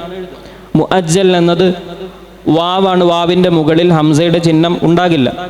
യഈസ, ഇവിടെ ഹംസ യാ കൊണ്ടാണ് എഴുതുക. അപ്പം ഇങ്ങനെ ഹംസയുടെ സ്ഥലത്ത് വാവ്, അലിഫ്, യാ എന്നിങ്ങനെയാണ് ഖുർആനിൽ കാണാൻ കഴിയുക. മറ്റൊന്ന് ബദൽ അഥവാ അലിഫ് എഴുതേണ്ടിടത്ത് യാ കൊണ്ട് എഴുതുന്ന ശൈലി. യാ വൈലത, യാ ഹസ്രത, ഹുദ എന്നീ പദങ്ങളിലൊക്കെ അലിഫിനു പകരം യാ ആണ് കാണാൻ കഴിയുക. മറ്റൊന്ന് വസ്ല്, ഫസ്ല്, ചില കലിമത്തുകൾ ലിഖൈലായ അലമ, കൈ എന്നതിൽ നിന്ന് ലാമിനെ പിരിച്ചെഴുതിയ സ്ഥലം കാണാം. ലിഖൈലാത്ത് സൗ, അവിടെ കൈ ല ഇത് കൂട്ടി എഴുതിയ ശൈലിയും കാണാം. ആറാമത്തെ സ്ഥലം 2 മുത്തവാത്തിറായ ഖിറാഅത്തുണ്ട്, രണ്ടിനും പറ്റിയ രൂപത്തിലുള്ള എഴുത്ത്. അതിൽപ്പെട്ടതാണ് മാലികി യൗമിദ്ദീൻ, മലികി യൗമിദ്ദീൻ. അതുപോലെ യഖ്ദഊന യുഖാദിഊന, രണ്ടിനും പറ്റിയ രൂപത്തിൽ ഖാഇൻ്റെ ശേഷം അലിഫില്ലാതെ, മീമിന് ശേഷം അലിഫില്ലാതെയാണ് നമ്മുടെ ഖുർആനിൻ്റെ റസ്മിൽ നമുക്ക് കാണാൻ കഴിയുക. ഇതാണ് വിശുദ്ധ ഖുർആനിൻ്റെ റസ്മിലെ ഈ ഒരു വ്യത്യസ്തതയ്ക്ക് പിന്നിലുള്ള 6 സ്ഥലങ്ങൾ. ഒന്ന് ഹദ്ഫ്, സിയാദത്ത്, ഹംസ, ബദൽ, വസ്ൽ, വൽ ഫസ്ൽ. അതുപോലെ മാ ഫീഹി ഖിറാഅത്താനി മുതവാത്തിറാനി വകുതിബ അലാ ഇഹ്ദാഹിം. 2 മുതവാത്തിറായ ഖിറാഅത്തുണ്ട്, അതിൽ ഒരു ഖിറാഅത്തിൻ്റെ രൂപത്തിൽ മാത്രം എഴുതപ്പെട്ടത്. ഇങ്ങനെ 6 രൂപത്തിലാണ് വിശുദ്ധ ഖുർആനിൻ്റെ റസ്മ് നമുക്ക് കാണാൻ കഴിയുക. ചർച്ച അവസാനിക്കുകയാണ്. ഇനി ഉലൂമുൽ ഖുർആനുമായി ബന്ധപ്പെട്ട ഏറ്റവും വലിയ വിജ്ഞാന ശാഖയാണ്, അല്ലെങ്കിൽ ഏറ്റവും വലിയ വിജ്ഞാനമാണ് ഇൽമു തഫ്സീർ. അതിൻ്റെ കുറിച്ച് വിശദമായിട്ട് മറ്റൊരു ചർച്ച തന്നെ ഇവിടെ നടക്കുന്നുണ്ടെന്ന് മനസ്സിലാക്കുന്നത്. തഫ്സീറിന് എന്താണ് ഖുർആൻ തഫ്സീർ ചെയ്യുക എന്ന് പറഞ്ഞാൽ എന്താണ് അതിൻ്റെ അർത്ഥം? വ്യത്യസ്ത നിർവചനങ്ങളുണ്ട്. അൽ കശ്ഫുൽ ബയാൻ, ഒരു വിശദീകരണം നൽകുക, വിവരണം നൽകുക. പല അർത്ഥങ്ങളും അതിന് കൊടുത്തിട്ടുണ്ട്. അതിൽ എല്ലാ നിർവചനവും കൂടെ വേണമെങ്കിൽ സംയോജിപ്പിച്ച് ഇൽമുൻ യുബ്ഹസു ഫീഹി അൻ അഹ്വാലിൽ ഖുർആനിൽ മജീദ് മിൻ ഹൈസു ദലാലതുഹു അലാ മുറാദില്ലാഹി തആല ബിഖദരി ത്വാഖത്തിൽ ബശരിയ്യ. മനുഷ്യന് കഴിവുന്നതിനനുസരിച്ച് അള്ളാഹു എന്താണ് വിശുദ്ധ കലാമിലൂടെ പറഞ്ഞത് എന്ന് മനസ്സിലാക്കിയെടുക്കാൻ വേണ്ടി മനുഷ്യൻ പരമാവധി കഴിവ് ഉപയോഗിച്ചോ വിശുദ്ധ ഖുർആനെ മനസ്സിലാക്കാൻ ശ്രമിച്ച് വിശദീകരിക്കുന്നതിനാണ്. അതുമായി ബന്ധപ്പെട്ട ചർച്ച നടത്തുന്ന വിജ്ഞാന ശാഖക്കാണ് ഇൽമു തഫ്സീർ എന്ന് പറയുന്നത്. അത് കൂടുതൽ വിശദീകരിക്കുന്നില്ല. തഫ്സീർ നമുക്കറിയാം, ചുരുക്കത്തിൽ പറഞ്ഞ തഫ്സീറും ബിൽ മഅ്സൂറും ഉണ്ട്, തഫ്സീറും ബിൽ ഇസ്തിംബാത്ത് അല്ലെങ്കിൽ ബിർ റഅയ് ഉണ്ട്. മഅ്സൂർ എന്ന് പറഞ്ഞാൽ നബി സല്ലല്ലാഹു അലൈഹി വസല്ലമ തങ്ങളിൽ നിന്ന് കിട്ടിയ തഫ്സീർ. അവിടെ തന്നെ കുറേ വിശദീകരണം ആവശ്യമുണ്ട്, ഇപ്പോൾ അതിലേക്ക് കിടക്കുന്നില്ല. ഇനി സ്വഹാബത്തിൻ്റെ ഭാഗത്തു നിന്ന് വന്ന വിശദീകരണങ്ങളും മഅ്സൂറിൽ പെടുമെന്ന് അഭിപ്രായപ്പെട്ട ഇമാമുകളുണ്ട്. അത്തരം കാര്യങ്ങൾക്ക് പ്രാധാന്യം കൊടുത്തുകൊണ്ടുള്ള തഫ്സീറുകൾക്ക് വളരെ മുൻഗണനയുണ്ട്, പ്രാധാന്യമുണ്ട്. അതിൽപ്പെട്ടതാണ് ഇമാം ത്വബരി, ഇബ്നു ജരീർ അത്വബരി റളിയല്ലാഹു അൻഹു തഫ്സീർ. വിശുദ്ധ ഖുർആനെ പൂർണ്ണമായും തഫ്സീർ എഴുതിയ, മുഴുവനായും തഫ്സീർ എഴുതിയ ആദ്യത്തെ തഫ്സീർ ഗ്രന്ഥം ജാമിഉൽ ബയാൻ എന്ന ഇമാം ഇബ്നു ജരീർ ത്വബരി റളിയല്ലാഹു അൻഹു തഫ്സീറാണ്. ഹിജ്റ 310 മഹാനവറുകൾ വഫാത്താകുന്നത്. താരിഖുൽ ഉമമി വൽ മുലൂക്ക് പോലുള്ള ഗ്രന്ഥങ്ങൾ രചിച്ച മഹാൻ, നല്ല മഹാനായിരുന്നു, നല്ല ഹദീസ് പാണ്ഡിത്യമുള്ള ആളായിരുന്നു. അവരെ തഫ്സീറിനെ കുറിച്ച് ഇമാം നവവി റഹിമഹുല്ല പറഞ്ഞതായിട്ടും മറ്റും ഇമാം സുയൂത്തി റഹിമഹുല്ല ഇത്ഖാനിലും മറ്റും ഉദ്ധരിക്കുന്നുണ്ട്. അജല്ലു തഫാസീർ, തഫ്സീറുകൾ ഏറ്റവും മികച്ച തഫ്സീറായിട്ട് ഉദ്ധരിക്കുന്നുണ്ട്. അതേപോലെ ആ തഫ്സീറിനെ പറ്റിയിട്ട് ഹാജി ഖലീഫ റഹിമഹുല്ല കശ്ഫുൽ ഉനൂനിൽ പറയുന്നുണ്ട്. അവരൊരിക്കൽ ശിഷ്യന്മാരങ്ങനെ വിളിച്ചു, എന്നിട്ട് പറഞ്ഞു, ഞാനൊരു തഫ്സീർ ഉണ്ടാക്കിയിട്ടുണ്ട്, നിങ്ങൾക്കതൊന്ന് പകർത്തി എഴുതാൻ പറ്റുമോ? അപ്പോൾ ശിഷ്യന്മാർ ചോദിച്ചു, എത്ര വലുപ്പമുണ്ട്, എത്ര പേജുണ്ട്? അപ്പോൾ പറഞ്ഞു 30,000 പേജുണ്ട് എന്ന് പറഞ്ഞു. അപ്പോൾ അവർ പറഞ്ഞു, യാ റബ്ബി, നടക്കൂല. ഹാദാ മിമ്മ യഫ്നിൽ അഅ്മാർ, ഇതെല്ലാം കൂടി പകർത്തി എഴുതുമ്പോഴേക്ക് നമ്മൾ മരിച്ചു പോകും, വയസ്സ് തീർന്നു പോകും. അങ്ങനെ മഹാനവറുകൾ പറഞ്ഞു, ജനങ്ങളുടെ മനസ്സിൻ്റെ ഹിമ്മത്തൊക്കെ കുറഞ്ഞുപോയി. അങ്ങനെ പറഞ്ഞ് മഹാനവറുകൾ അതിനെ ചുരുക്കി, അതിൻ്റെ 10-1 3000 പേജിൽ ചുരുക്കി. ഇന്ന് തഫ്സീർ ത്വബരി 30 വാള്യത്തിൽ ഈ ലഭിക്കുന്നത് ആ ചുരുക്കിയ തഫ്സീറാണ് എന്ന് കശ്ഫുൽ ഉനൂനിൽ കാണാം. അപ്പോൾ വളരെ മികച്ച തഫ്സീറാണ്. അതേ സമയത്ത് അതുമായി ബന്ധപ്പെട്ട് ചില ചർച്ചകൾ മനസ്സിലാക്കേണ്ടതുണ്ട്. അവിടെ ഉദ്ധരിക്കുന്ന ഹദീസുകൾ, അവർ ഫുള്ള് ഹദീസ് സനദോട് കൂടിയാണ് ഉദ്ധരിക്കുന്നത്. ഈ സനദ് സഹിതം ഉദ്ധരിക്കുമ്പോൾ അതിൽ ചില സ്ഥലത്ത്, ഇപ്പോൾ വിഷയങ്ങളിലേക്കൊന്നും കടക്കേണ്ട സ്ഥലമല്ല, നമ്മുടെ അഖീദക്ക് വിരുദ്ധമായ ചില റിപ്പോർട്ടുകളൊക്കെ വന്നിട്ടുണ്ട്. അപ്പോൾ അത്തരം റിപ്പോർട്ടുകൾ, സംഭവങ്ങളൊക്കെ തഫ്സീറുകളിൽ കാണുന്ന സമയത്ത് നമ്മൾ പ്രയാസപ്പെടേണ്ടതില്ല. അതിനെക്കുറിച്ച് ജസ്റ്റ് ഒരു വാക്ക് പറയാം. ഒരു തഫ്സീർ എന്ന് പറയുന്നത് എഴുതുന്ന മുഫസ്സിറിന് റൂട്ട് ഉണ്ടാകും. ഇപ്പോൾ ഈ തൊബരി ഇമാമിൻ്റെ കാലത്തൊക്കെ എന്ന് പറഞ്ഞാൽ മുഹദ്ദിസുകൾ നിറഞ്ഞു നിൽക്കുന്ന കാലമാണ്. അന്ന് എല്ലാവരും ഹദീസിൻ്റെ പരമ്പരയും കാര്യങ്ങളൊക്കെ നോക്കി തീരുമാനിക്കുന്നവരാണ്. അപ്പോൾ അവരെന്ത് ചെയ്തു, എല്ലാത്തിൻ്റെയും സനത അങ്ങോട്ട് കൊടുത്തു. അപ്പോൾ ഞാനിവിടെ ക്ലാസ് എടുക്കുമ്പോൾ പറയാണ്, എന്നാൽ ഇന്ന വ്യക്തി ഇന്ന കാര്യം പറഞ്ഞു, നിങ്ങളോട് ഞാൻ പറഞ്ഞു. ആ വ്യക്തി നിങ്ങൾക്ക് എല്ലാവർക്കും അറിയാം. എന്നാൽ പിന്നെ അയാൾ ആ പറഞ്ഞത് ശരിയല്ല, കളവാന്ന് പിന്നെ പറയേണ്ടിയില്ല. എൻ്റെ ചർച്ചേൻ്റെ ഭാഗമായിട്ട് ചിലപ്പോൾ ഞാൻ പറയും, നാൾ ഇങ്ങനെ പറഞ്ഞിരുന്നു, ഇയാൾ ഇങ്ങനെ പറഞ്ഞിരുന്നു എന്ന് പറയും. അല്ലെങ്കിൽ ഇന്ന പാർട്ടിക്കാരൻ ഇങ്ങനെ പറഞ്ഞു, ഇന്ന വ്യക്തി ഇങ്ങനെ പറഞ്ഞു എന്ന് ഞാൻ പറയും. അപ്പോൾ ആ ആളെ പേര് പറയുമ്പോൾ തന്നെ അദ്ദേഹത്തിൻ്റെ സ്വീകാര്യതയും അസ്വീകാര്യതയും ആ സംഭവത്തിൻ്റെ കിടപ്പൊക്കെ നിങ്ങൾക്ക് മനസ്സിലാവും. എന്ന പോലെയുള്ള മുഹാത്തബിനെ മുമ്പിൽ കണ്ടുകൊണ്ടാണ് പറഞ്ഞത്. അതുകൊണ്ട് ചില ഇത്തരം തഫ്സീറുകളിൽ നമ്മുടെ അഖീദക്ക് അഹ്ലുസുന്നയുടെ ഇമാമുകളെല്ലാവരും പഠിപ്പിച്ച അഖീദക്ക് മാറ്റമായി വല്ല സംഭവങ്ങളും കാണുമ്പോൾ ആ ആയത്തുമായി ബന്ധപ്പെട്ട് ഇങ്ങനെയൊക്കെ ആരെല്ലോ പറഞ്ഞിട്ടുണ്ട്, അതൊന്നും നിങ്ങൾ ചെവിക്കൊള്ളണ്ട, കാരണം അതിൻ്റെ സനദിൽ ഇന്ന ആളുണ്ട്, അയാളുള്ളതുകൊണ്ട് അത് നിങ്ങൾ അംഗീകരിക്കരുത് എന്നാണ് അതിൻ്റെ സൂചന. അല്ലാതെ ഇമാമുകൾ തീരെ ഇത്തരം വിഷയങ്ങളെക്കുറിച്ച് ചിന്തിക്കാതെ രേഖപ്പെടുത്തിയതാണ് തെറ്റിദ്ധരിക്കാൻ പാടില്ല. എന്നാൽ വളരെ കണിശമായി എഴുതിയ തഫ്സീറാണ് തഫ്സീർ ഇബ്നു കസീർ. പൊതുവെ നല്ല ആധികാരികമായ രേഖകൾ ഉപയോഗപ്പെടുത്തി എഴുതിയ വളരെ ബൃഹത്തായ നല്ലൊരു തഫ്സീറാണ് ഇബ്നു കസീർ റഹിമഹുള്ളയുടെ തഫ്സീർ. അപ്പോൾ തഫ്സീറിൻ്റെ ഒരു രീതിയാണ് തഫ്സീർ ബിൽ മഅ്സൂർ. മറ്റൊരു രീതിയാണ് തഫ്സീർ ബിൽ ഇസ്തിംബാത്ത് അല്ലെങ്കിൽ തഫ്സീർ ബിർ റഅയ്. റഅയ് എന്ന് പറഞ്ഞാൽ മൻ ഫസ്സറൽ ഖുർആൻ ബി റഅയിഹി, സ്വന്തം അഭിപ്രായം അനുസരിച്ച് ഖുർആൻ വ്യാഖ്യാനിച്ചവന് ഫല്യതബവ്വഅ മഖഅദഹു മിനന്നാർ എന്നുള്ള തഫ്സീറല്ല. ബിർ റഅയ് എന്ന് പറഞ്ഞാൽ ബിൽ ഇസ്തിംബാത്ത്, നല്ല വിജ്ഞാന പാഠമുള്ള വിവരമുള്ള ഉസൂല് പിടിപാടുള്ള അഖീദ പിടിപാടുള്ള ലുഗത്ത് പിടിപാടുള്ള ഹദീസുകൾ പിടിപാടുള്ള സ്വഹാബത്തിനെ തൊട്ടുള്ള മർവയ്യാത്ത് പിടിപാടുള്ള ഒരാൾ അദ്ദേഹം വിഷയങ്ങൾ മനസ്സിലാക്കി ഒരായത്തിൽ നിന്ന് ഗ്രഹിച്ചെടുക്കുന്ന സംഭവം തഫ്സീറുൽ ബിർ റഅയ്. അതിൽപ്പെട്ട തഫ്സീറാണ് ഇമാം റാസി റഹിമഹുള്ളയുടെ തഫ്സീറുൽ കബീറൊക്കെ. പിന്നെ റാസി ഇമാമിൻ്റെ തഫ്സീറുമായി ബന്ധപ്പെട്ട ചർച്ചയുണ്ട്. ആ തഫ്സീർ മഹാനവറുകൾ പൂർത്തിയാക്കിയിട്ടുണ്ടോ ഇല്ല എന്നൊക്കെ ചർച്ചയുണ്ട്. അവർ തന്നെ പൂർത്തിയാക്കി എന്നൊരു ചർച്ചയുണ്ട്. അതേസമയം അവർക്കത് പൂർത്തിയാക്കാൻ പറ്റിയിട്ടില്ല എന്നും അത് പൂർത്തിയാക്കുന്നതിന് മുമ്പ് അവർ വഫാത്തായി പോയിട്ടുണ്ട് എന്നൊക്കെ ഇബ്നു കല്ലിഖാൻ റഹിമഹുല്ലാൻ്റെ വഫയാത്തുൽ അയാനിൽ കാണാം. ലം യുക്കമ്മിൽഹു, അതിനെ പൂർത്തിയാക്കിയിട്ടില്ല എന്ന് പറയുന്നുണ്ട്. അതേപോലെ ഇമാം സുബുക്കി റഹിമഹുല്ല തബഖാത്തു ഷാഫിഇയ്യത്തിൽ കുബറയിൽ 727 വഫാത്തായ ഹിജറ വർഷം 727 വഫാത്തായ ഇമാം നജ്മുദ്ദീനുൽ ഖമൂലി റഹിമഹുല്ലയെ തൊട്ട് പറയുമ്പോൾ അവരെക്കുറിച്ച് പറയുമ്പോൾ പറയുന്നുണ്ട്, അവർക്ക് ഇമാം റാസിയുടെ തഫ്സീറിന് തെക്കിമിലയുണ്ട് എന്ന് പറയുന്നുണ്ട്. റാസി ഇമാമിൻ്റെ തഫ്സീറിന് അവർ പൂർത്തീകരണം എഴുതിയെന്ന് പറയുന്നുണ്ട്. ഇതൊക്കെ നോക്കുമ്പോൾ റാസി ഇമാം അത് പൂർത്തിയാക്കിയിട്ടില്ല എന്നിങ്ങനെ തോന്നും. അതേപോലെ സൂറത്തുൽ വാഖിയയിൽ ജസാഅ ബിമാ കാനു യഅമലൂൻ എന്നുള്ള ആയത്തിൻ്റെ തഫ്സീർ നോക്കുമ്പോൾ അവിടെ എൻ്റെയും ഇമാം റാസിയുടെയും അഭിപ്രായം എന്നൊക്കെ പറയുന്നുണ്ട്. അപ്പോൾ റാസി ഇമാം വേറെയോ ഈ എഴുതുന്ന ഞാൻ വേറെയോ എന്ന് അവിടെ നിന്ന് ഇങ്ങനെ മനസ്സിലാകും. അതേപോലെ എൻ്റെ ഓർമ്മയിൽ സൂറത്ത് യൂസുഫിലോ മറ്റൊരു സ്ഥലത്ത് ഖാലൽ ഖുർത്തുബി എന്ന് പറയുന്നുണ്ട്. ഇമാം ഖുർത്തുബി പറഞ്ഞു എന്ന്. അതേ ആശയം, അതേ പദമല്ലെങ്കിലും അതേ ആശയം തഫ്സീറിൽ ഖുർത്തുബിയിൽ കാണുന്നുണ്ട്. ഖുർത്തുബി ഇമാമിൻ്റെ തഫ്സീറിൽ നിന്ന് റാസി ഇമാം ഉദ്ധരിക്കാൻ വളരെ സാധ്യത കുറവാണ്. കാരണം ഖുർത്തുബി ഇമാമിന് അത്രമാത്രം വയസ്സ് ഉണ്ടെങ്കിൽ മാത്രമേ, ഖുർത്തുബി ഇമാമിൻ്റെ ജനനതീയതി എപ്പോഴാണ് കൃത്യമായിട്ട് അന്വേഷണത്തിൽ കിട്ടിയിട്ടില്ല. കൂടുതൽ അന്വേഷിച്ചാൽ കിട്ടുമായിരിക്കും. അപ്പോൾ ഖുർത്തുബി ഇമാം ഒരു 100 120 വയസ്സുണ്ടെങ്കിൽ ഇമാം റാസി റളിയല്ലാഹു അൻഹുവിന് അവരുടെ തഫ്സീർ നോക്കിയിട്ട് എഴുതാൻ കഴിയുള്ളൂ. അപ്പോൾ റാസി ഇമാമിൻ്റെ തഫ്സീർ അതിന് ശേഷം റാസി ഇമാം ഹിജറ 544 വഫാത്ത്, എൻ്റെ ഓർമ്മയിൽ ഒരു ഓർമ്മയെന്നാണ് പറയുന്നത്. അപ്പോൾ റാസി ഇമാമിന് ഖുർത്തുബി ഇമാമിൻ്റെ അല്ലെങ്കിൽ 544 ജനിച്ച 606 വഫാത്ത്, എൻ്റെ ഓർമ്മയിൽ അങ്ങനെയാണ്. അപ്പോൾ റാസി ഇമാം ഖുർത്തുബി ഇമാമിൻ്റെ തഫ്സീർ അവലംബിക്കാനുള്ള സാധ്യത കുറവാണ്. അങ്ങനെ വരുമ്പോൾ ഇത് ആ ഭാഗം റാസി ഇമാം എഴുതിയതാവാൻ സാധ്യതയില്ല എന്നും അത് ഇമാം കമൂലി റഹിമുള്ളയോ മറ്റോ പൂർത്തിയാക്കിയതാവാനുള്ള സാധ്യതയൊക്കെ കാണുന്നുണ്ട്. അതുമായി ബന്ധപ്പെട്ട ചർച്ച കശ്ഫുൽ നൂനിലും മറ്റൊക്കെ പറയുന്നുണ്ട്. അതേസമയത്ത് ചില റാസി പരിശോധിക്കുന്ന ചില നല്ല അവഗാഹമുള്ള ആലിമുകൾ റാസി റഹിമുള്ള തന്നെ പൂർത്തിയാക്കിയിട്ടുണ്ടെന്നും ഇത്തരം ചർച്ചകൾക്കൊക്കെ വേറെ ചില വ്യാഖ്യാനങ്ങൾ കൊടുക്കുന്ന ചർച്ചയുണ്ട്.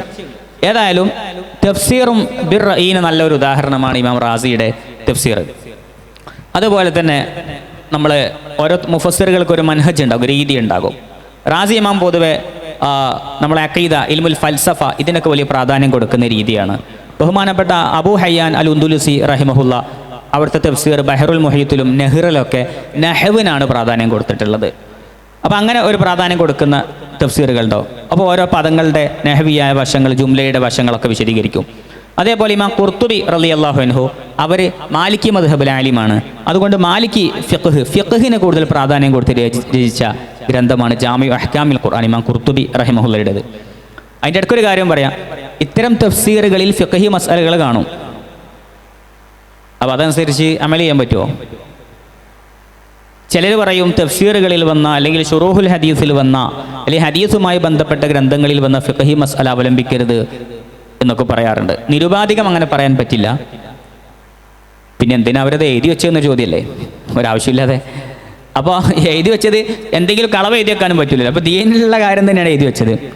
അപ്പോൾ ഒരു ആലിമിൻ്റെ പറഞ്ഞ മസ്അല ആ ആലിമിന് തന്നെ ഫിഖ്ഹിൻ്റെ വേറൊരു കിതാബുണ്ടെങ്കിൽ അതിന് വിരുദ്ധമായാണ് തഫ്സീറിലോ ഹദീസിലോ മറ്റൊക്കെ വന്നതെങ്കിൽ ഫിഖ്ഹി ഗ്രന്ഥത്തിൽ പറഞ്ഞതിനാണ് മുൻഗണന, മറ്റേത് രണ്ടാം സ്ഥാനത്തായിരിക്കും.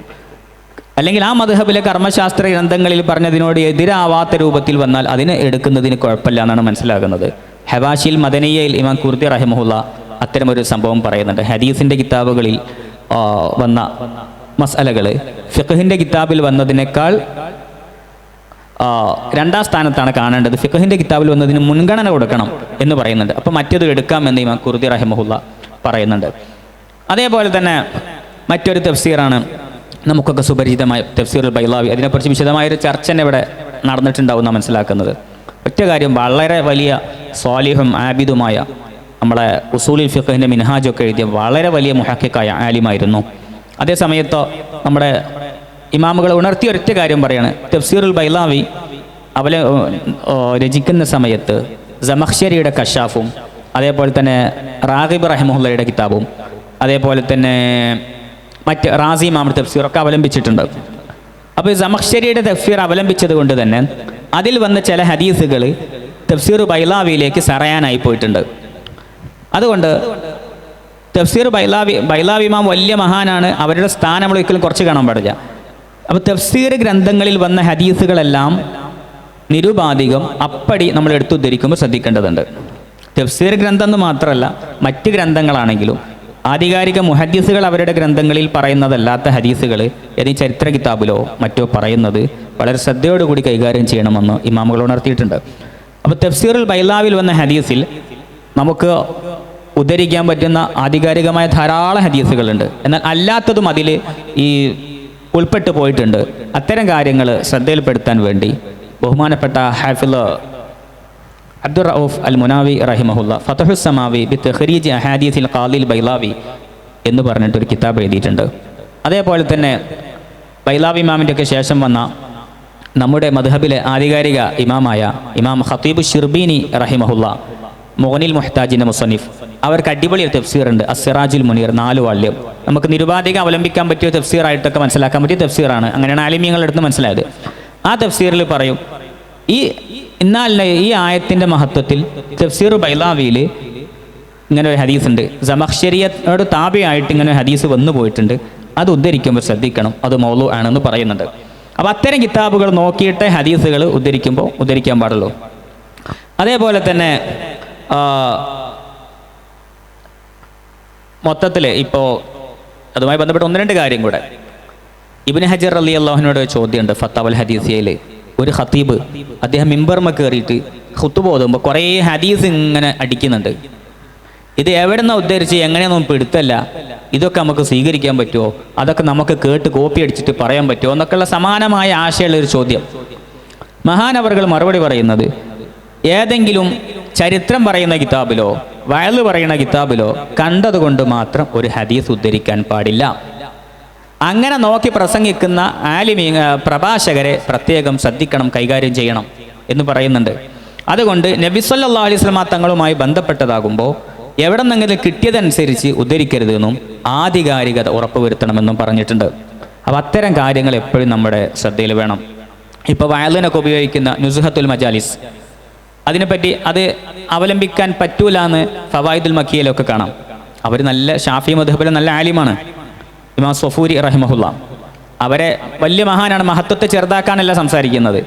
എന്നാൽ അവരുടെ നുസ്ഹത്തുൽ മജാലിസിൽ അവർ അവലംബിക്കാൻ പറ്റുമെന്ന് മനസ്സിലാക്കിയ ചില ഗ്രന്ഥങ്ങളോ മറ്റോ കണ്ടതുകൊണ്ട് അതിൽ നിന്ന് പകർത്തി എഴുതിയപ്പോൾ അവലംബിക്കാൻ പറ്റാത്ത പല ഹദീസുകളും അതിൽ കടന്നുകൂടിയിട്ടുണ്ട്.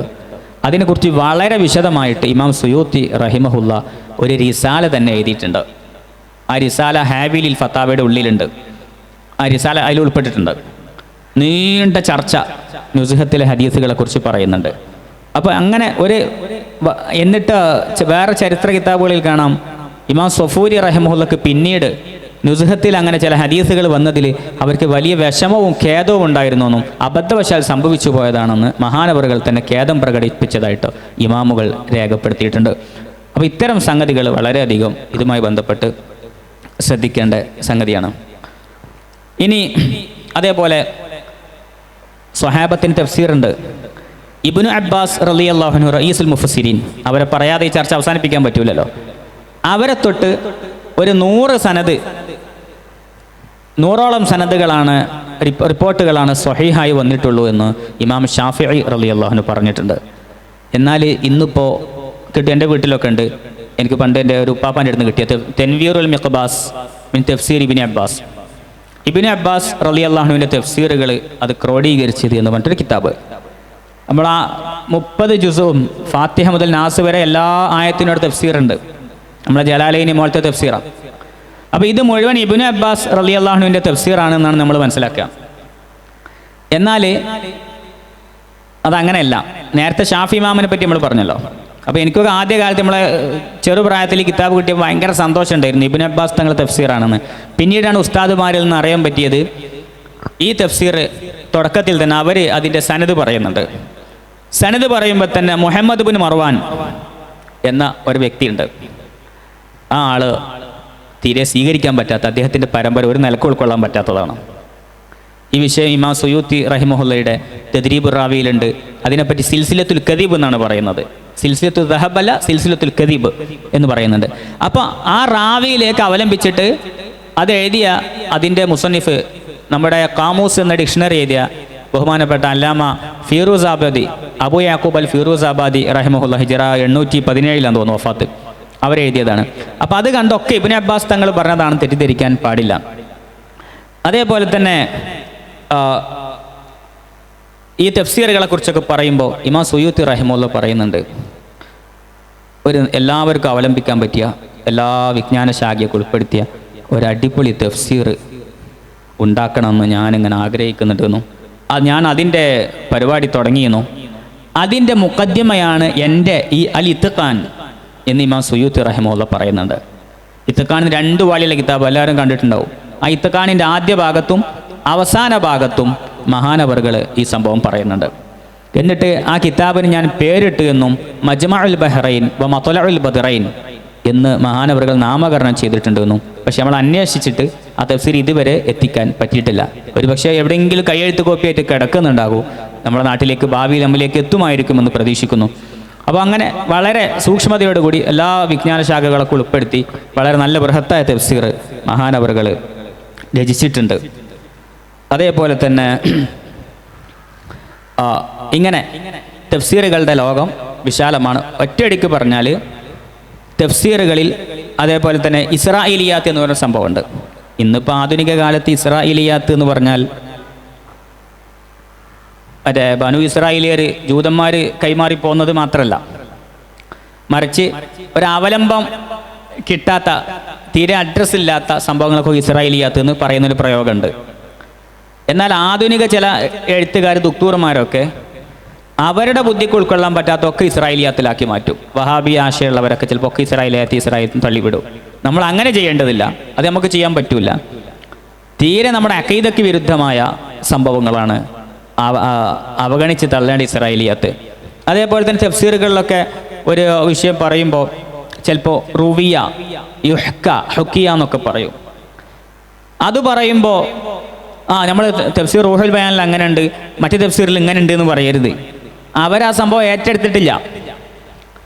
ഇപ്പം നമ്മൾ ഇത്രേ മനസ്സിലാക്കേണ്ടിയുള്ളൂ. ഇപ്പം നമ്മുടെ ഒരു ഉസ്താദ് ഒരു തഫ്സീർ ഓതി തരുമ്പോൾ, ഒരായത്ത് വിശദീകരിക്കുമ്പോൾ ഉസ്താദിൻ്റെ ഓർമ്മയിലുള്ള ആ ആയത്തിൽ പറയുന്ന സംഭവവുമായി ബന്ധപ്പെട്ട ഏതോ ഒരു ചരിത്രമൊക്കെ പറയും. ചിലപ്പോൾ പണ്ടൊരാൾ പറഞ്ഞു കേട്ടിരുന്നൊക്കെ പറഞ്ഞിട്ട് പറയും.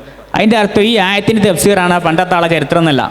അതുമായി ബന്ധമുള്ളൊരു സംഭവം ചിലപ്പോൾ അവിടെ കൂട്ടിച്ചേർക്കും എന്തെങ്കിലും ആവശ്യത്തിന്, അതിൽ എന്തെങ്കിലുമൊക്കെ ഫായിദ ഉണ്ടാവും എന്ന പോലൊക്കെ അത് പണ്ടൊരാൾ പറഞ്ഞു തന്നതിലേക്ക് അതല്ല എന്നതിൻ്റെ അർത്ഥം. എന്ന പോലെയാണ് യുഹ്ക റുവിയ എന്നൊക്കെ പറഞ്ഞ് തളീഫിൻ്റെ തമ്രീലിൻ്റെ സിയാഹ ഇടുമ്പോൾ അത് നമ്മൾ ആ നിലക്ക് തന്നെയാണ് മനസ്സിലാക്കേണ്ടത്. അതങ്ങനെ നമ്മൾ ഉൾക്കൊള്ളുമെന്ന് കണ്ടുകൊണ്ടാണ് മുഫസ്സിറുകൾ രേഖപ്പെടുത്തിയത്. അല്ലാതെ ആ തഫ്സീർ നമ്മൾ ഇകഴ്ത്താനോ അത് വളരെ മോശപ്പെട്ട തഫ്സീറാണെന്നൊന്നും പറയാനൊന്നും പോകരുത്. അതേപോലെ തന്നെ ചില തഫ്സീർ തസവുഫിന് പ്രാധാന്യം കൊടുക്കുന്ന തഫ്സീറുണ്ട്. തഫ്സീർ റൂഹുൽ ബയാൻ പോലുള്ളത് തസവുഫിനാണ് പ്രാധാന്യം കൊടുത്തിട്ടുള്ളത്. അതേപോലെ ആയത്തിൻ്റെ ഇബ്നു അജീബ് റഹിമഹുല്ലയുടെ തഫ്സീറുണ്ട്. അതൊക്കെ തസവുഫിന് പ്രാധാന്യം കൊടുത്തുകൊണ്ടുള്ള തഫ്സീറുകളാണ്. ഇങ്ങനെ വ്യത്യസ്ത രീതിയിലുള്ള തഫ്സീർ ഗ്രന്ഥങ്ങളുണ്ട്. അപ്പോൾ അതിൻ്റെ സമീപന രീതി, ഒരു ഉസൂല് നിലപാട് നമുക്കുണ്ടായി തഫ്സീറുകളൊക്കെ നമുക്ക് അവലംബിക്കാം എന്നതാണ് അതുമായി ബന്ധപ്പെട്ട് ഒരു ചുരുക്ക വിശദീകരണം. ഈ ചർച്ച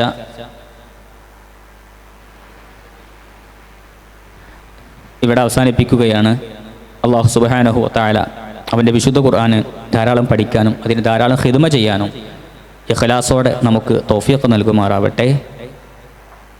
وآخر دعوانا الحمد لله رب العالمين ربنا تقبل منا إنك أنت السميع العليم وصلى الله على سيدنا محمد وآله وصحبه أجمعين الحمد لله رب